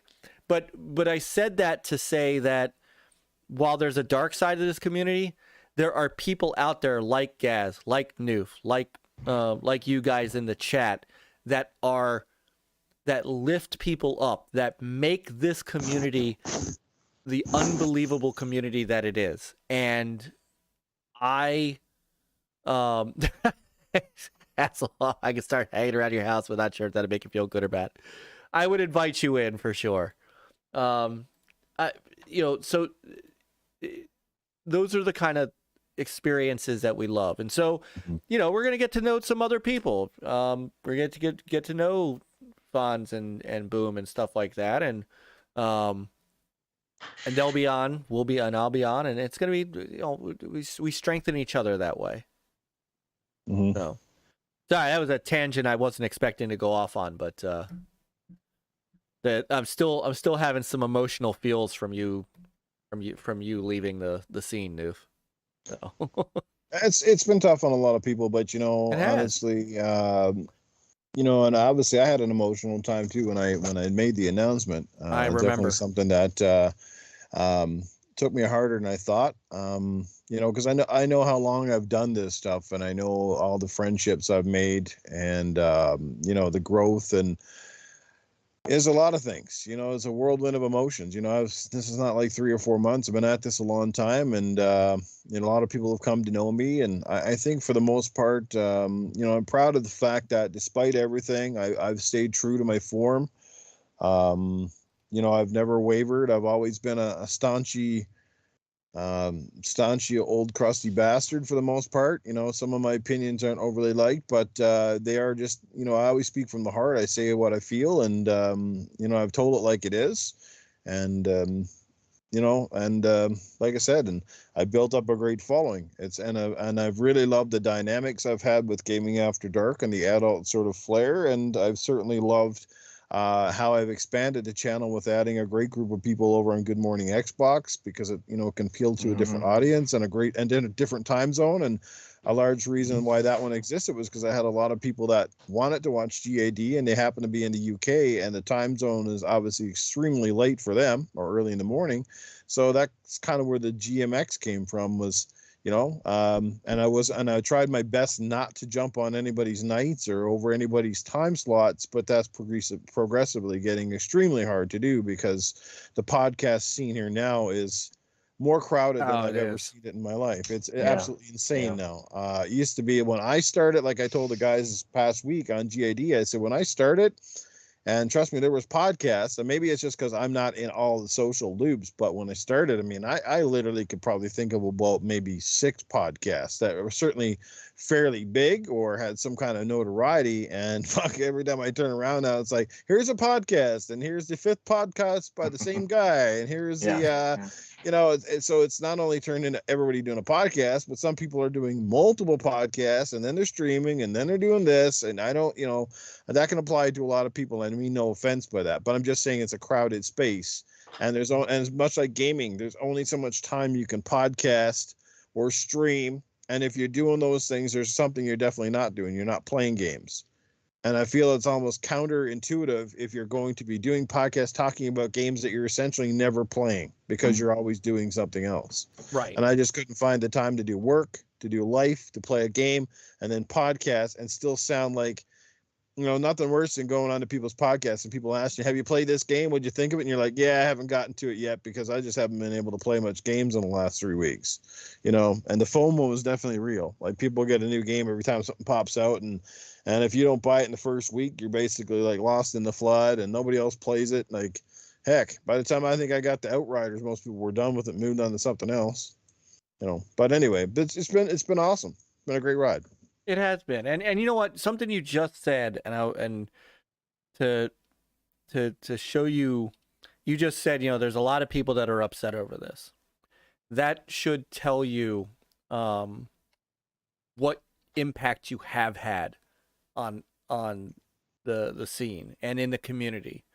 You know, because you know, when you announced it, I mean, like I was putting aside the Gamers United Guild. I was just joking about that, but I was, you know, I was upset because, you know, Gaming After Dark had become one of my staples, and like, you know, I could be hanging out with my wife, you know, watching 90 Day Fiance or whatnot, and having Gaming After Dark in my ear, and as soon as you broke into Arnold, I would like pause what we're doing, and I'm like, hey babe, Arnie's on, and we would just sit there. My wife would sit there and laugh, and I mean that is it. And she doesn't get into the, you know, the stuff Right. with us, so that's the effect that you've had, and you should feel damn good about that. Certainly. Absolutely, man. And like I said, No. the friendships and the acquaintances, and you know, there's been a lot of bad stuff too, but I'd rather not talk about that along the way, you know, because I Yeah. think we're all quite used to it. And certainly, Myke, you guys on this panel are probably, I'm sure, are no strangers to it. You know, I always say that the bigger you become, the bigger target you are. And people will stab you in the back, and unflattering things will get said about you, and whether it's on a podcast or behind somebody's chat in a private chat. And you know, that was part of the reason too. Like I just had enough so much. You know, sometimes you just need to walk away from some of the BS.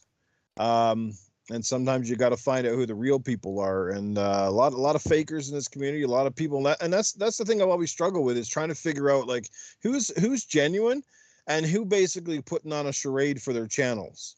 Right.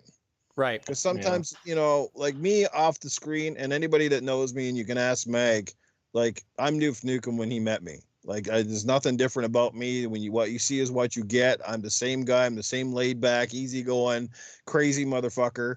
Pardon the language. That's all right. It's after 11. That's, you know, is what you see is what you get, right? And I've never been anything different. I don't make my channel to appeal to a certain demographic, and I don't make it to, you know, I've never been about clickbait. I've never been anything like switching and flip-flopping and making up opinions for stuff because I think a certain group of people want to hear it. And like I said, the saddest part about a lot of great channels is that a lot of the great channels are getting over flooded by all of the, you know, again, the negative ones, right? It's the clickbaity, the console warring crap is the ones that get the hits, and the intelligent, you know, down to earth podcasting people here are lost in the shuffle. And at least the thing is that guys like yourself and myself, we never sold ourselves out to be anything we're not. Yeah. I mean, and that's a big reason why Gamers United Guild started. We just wanted to have, you know, other content creators, folks that they're just here to have fun. They're not taking this shit seriously, and Exactly. you know, and you've always been that way, Newf. I mean, ever since Console Corner. That's going back, yeah. Yeah. So, and you know, stayed the same way the whole time, and those are the type of people that I go like you, that, you know, you can tell someone's genuine. You know, they're a gamer. They're just being real. You know, whether you agree or disagree with their opinions, but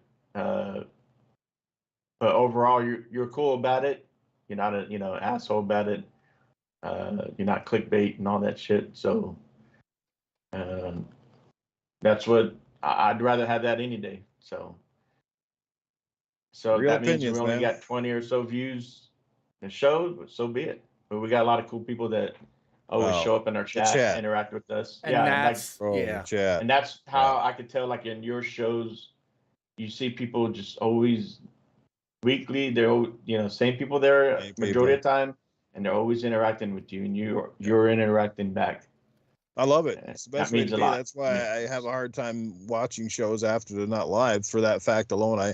Because I feel like even when I'm watching a show live, I'm still Yeah. part of a show. I can be interacting and asking people on the panel. I love that. To me, like that's the way to go. But it's hard to do sometimes. But It is, yeah, that's the way to go. Not No. easy. No, and Time zones are killer. yeah, that's a killer. And the Yeah. other thing too is what we try to do. It's like tonight, right? Yes, we had there was news around it, but we try to do something a little different, and sometimes it's hard, but we try to to not talk about the same thing everybody else is talking about. Like you can go, especially since we're on Thursday. By the time you get to Thursday, you've gone through Monday, Tuesday, and Wednesday of people talking about the same exact shit that happened. And if it happens on a Friday, you got everybody from Friday night, Saturday night, Sunday night. So by the time you get back to us, I mean, we don't even want to talk about that stuff sometimes, So we try to come up with something different that we hope people will. And to the credit of our awesome chat, they get into what we talk about. Like tonight, free to play games as a whole. And special edition stuff, and the chat as always is on point, and that is what we love. And so we just want to try to do something that isn't being done by everyone else. It doesn't always work, and so but that's the idea, and all we could do is hope that people come and hang out with us. It's all we can do. I know we're up against, I know we're up against very stiff competition. Even on a night like this, I know who the people are who are on Thursday nights, and it's difficult. But at the same time, there's also another segment of that community. There's millions of people out there. If there's all these gamers and millions of gamers, there's certainly room for us to have the people that don't want to watch the other stuff. Whether for whatever reason. And I'm not saying the other stuff is bad. I'm just saying like you might have 25 people or 30 people in a chat, but like 3 or 4 days later, you look at the views on your channel and you've got several hundred or sometimes even thousands of views. So, you have to remember that as well, that a lot of people enjoy these podcasts on their own time when they can. It's not just always about being live. True. So I find try not to get hung up too much on the numbers, but sometimes it is like, for me, it's like you see the same people and that's fantastic, but at the same time you're also like, at this point in time, at 8 years or 2 years into a podcast, you think you'd start seeing like a lot more new people coming in due to the retweets and the likes and the shares, and you just kind of gets discouraging, because you're like is anybody new checking this stuff out, or is it just the same group of people, which is great, but there's a lot of reasons to you just kind of like you know what I mean, you just kind of get discouraged. I've had my moments where just like, what's the point? But I've had fun, and then I always have to remember that, like, I've been having fun, and at the end of the day, it doesn't cost you anything other than your time, and I'm having fun. So if you're having fun and that's the worst you can say, and your siblings don't mind you doing this kind of stuff, then I guess there's nothing wrong with it. There's no harm to nobody, No, we say it all the time. I mean, we're here for fun. Would I like to have a real, 100 people watching us at one time? Sure. Would I love for every show to have 1,000 views? Sure, of course. We want to. We think that we have a. I personally believe we have a product that people would enjoy watching if they gave it enough of a chance that might not know we're here, right? Exactly. And I have two incredible two incredible brothers here that that make this channel what it is, that you can come and be for better or worse, but for better or for worse. but when we had but time. right, but people can come here and feel, God, I hate saying this because I'm not that kind of, you know, it was weird. People could come here and feel safe to talk about gaming, right? They can come into our chat room and feel safe to be able to express their opinions, to know that the other people in the chat are good, wholesome people. Like we've never ever had a chat that devolved into fanboy nonsense, console war nonsense. We never had it.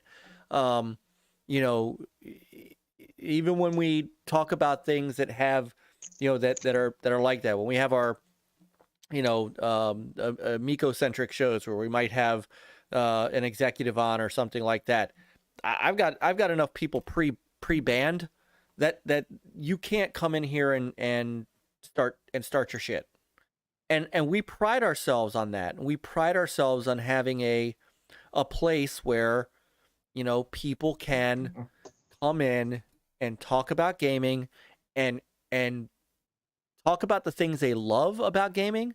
Talk about the things that bother them about gaming too. I mean, obviously we had a discussion on free-to-play gaming tonight. That's, you know, most people in the chat were not in favor of it.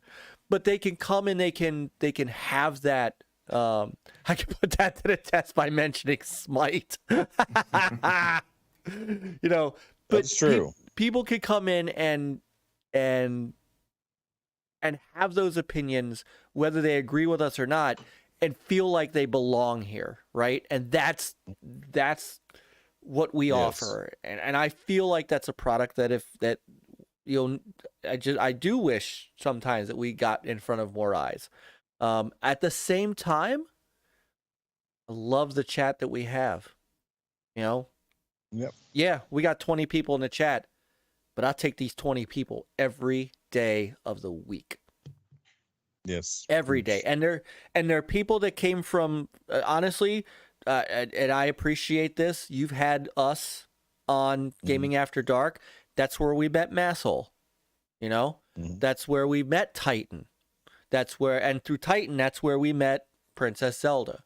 You know, so I appreciate, and that's where we met MAGG. So, you know, some of that is great that we do that, and they come here and you know, and it sounds weird, but I kind of teared up just a hair when I saw MAGG's tweet, and he's on vacation. He's like, here I am repping. I don't go anywhere without my Next Level Gaming shirt. I'm like, dude, that actually hit me.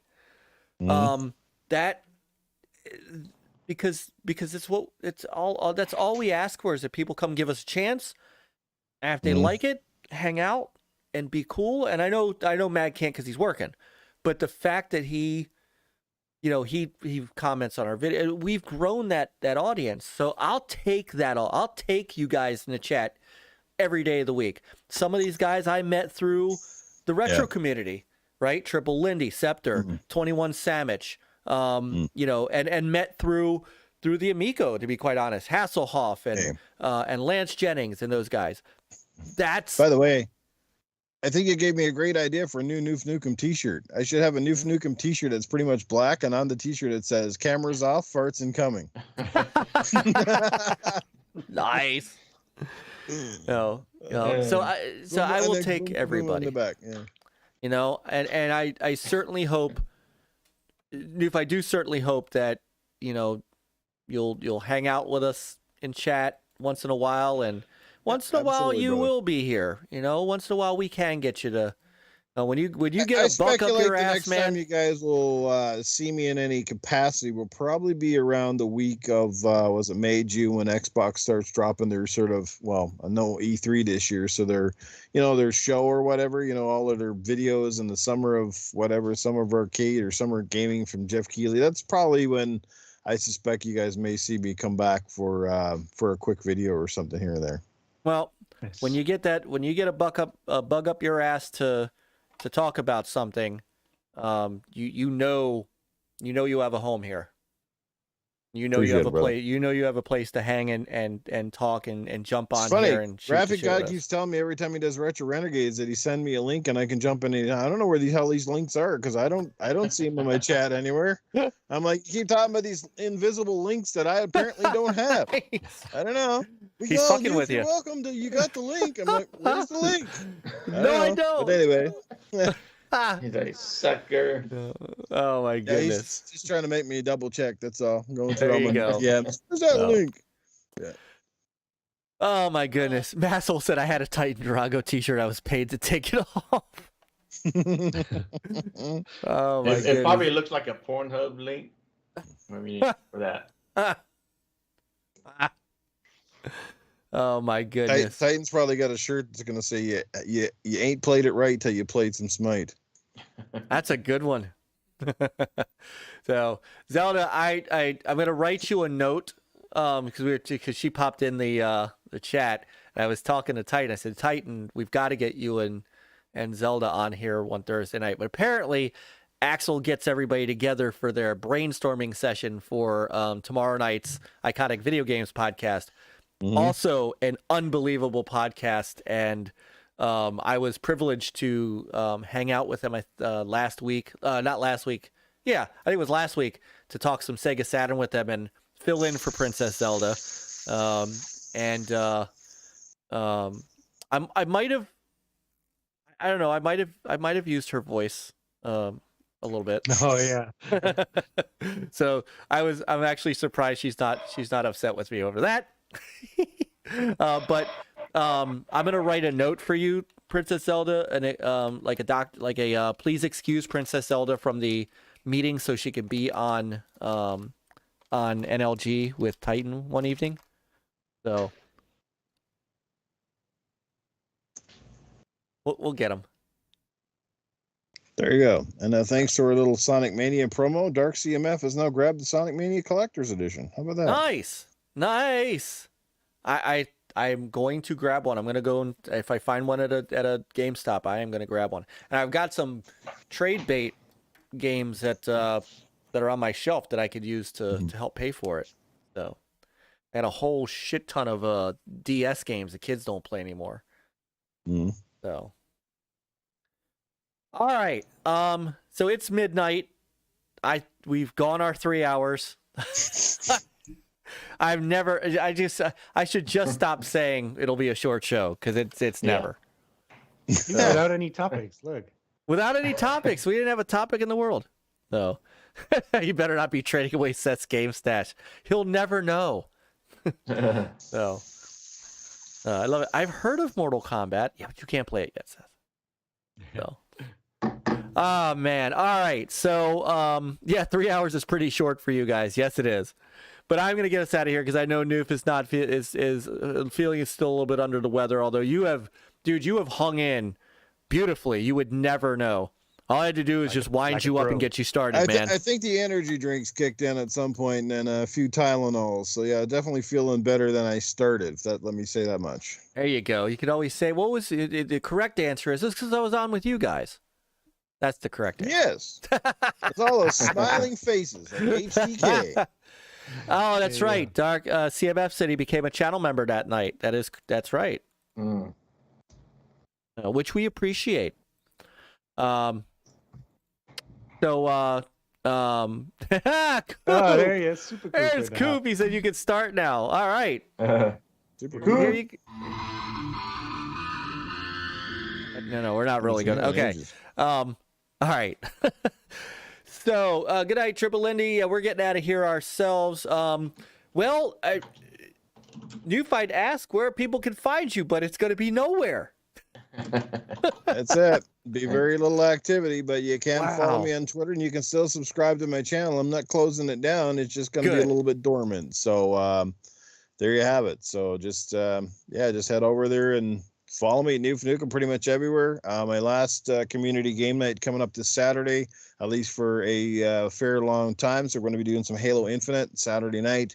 That's 8 Eastern, 6 p.m. 6 p.m. Mountain Time. So hopefully see a good turnout for that and have a great blast with the community.